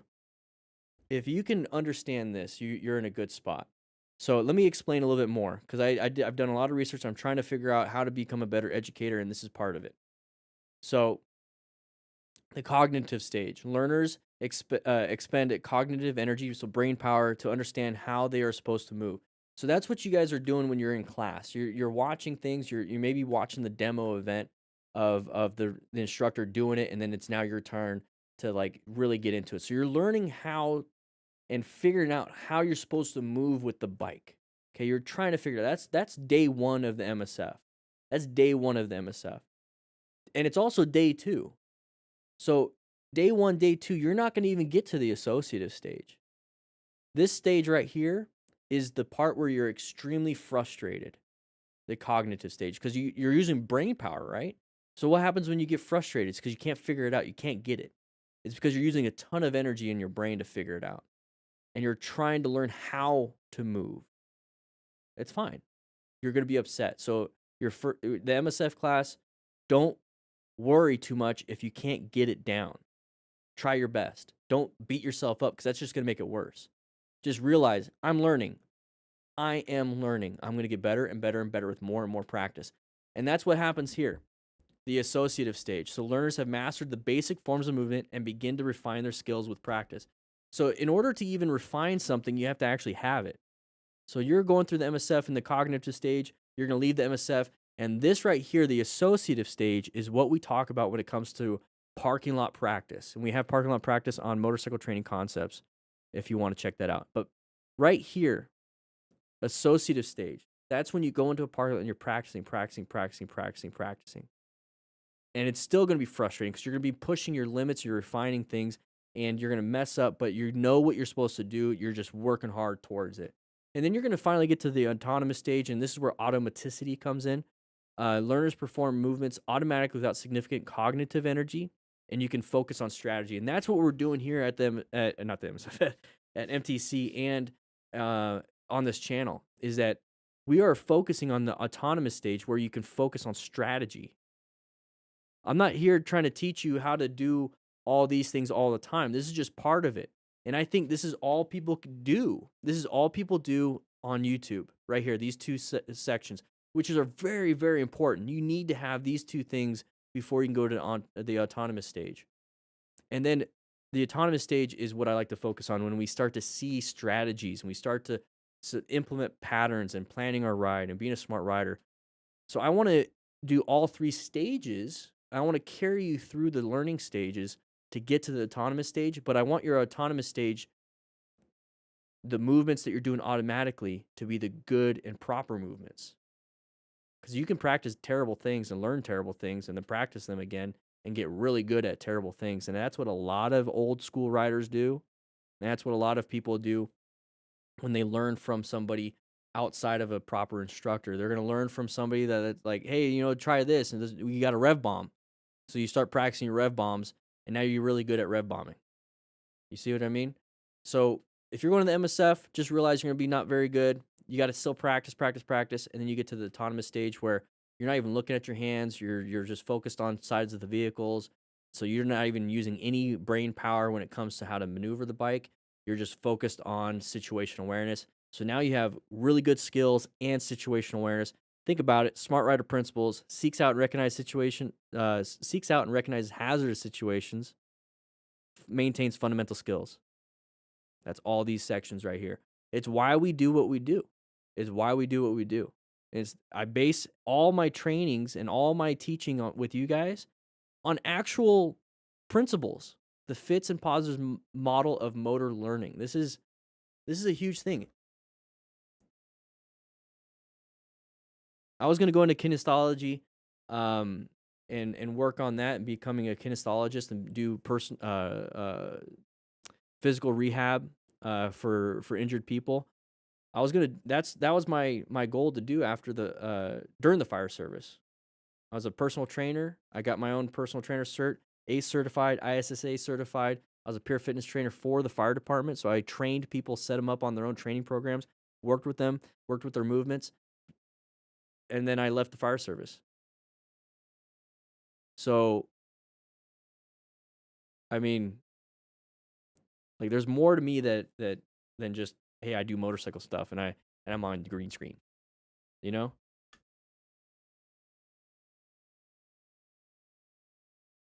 Exactly, Wolf Orzo. After learning in several early stage lessons, I was mentally exhausted by the end of the day and slept like a baby. It got easier up until I passed, and everything was becoming second nature. And that's the thing, is sleep is a huge part of it. Your brain is learning all day. It's trying to figure out, okay, what do I got to do? What do I got to do all day? And then at night, it actually builds the neurons and the synapses and the connective tissue to actually create those situations while you're sleeping. So you wake up and you're actually better because your brain is actually working on it. So practice, don't kill yourself, like do enough, go to sleep, you're better the next day. We always make a joke at the MSF. The first day I'd be talking to the students and everyone is like, man, this is tough. I'd be like, hey guys, don't worry about it. When you go to sleep tonight, the motorcycle fairy is going to come in and give you a little present, and you're going to be a lot better tomorrow morning. Trust me. And like every day, every time they came back the next day and super excited, having a good time. Like, oh my gosh, this is so much easier this day. And so, yeah, the motorcycle fairy showed up.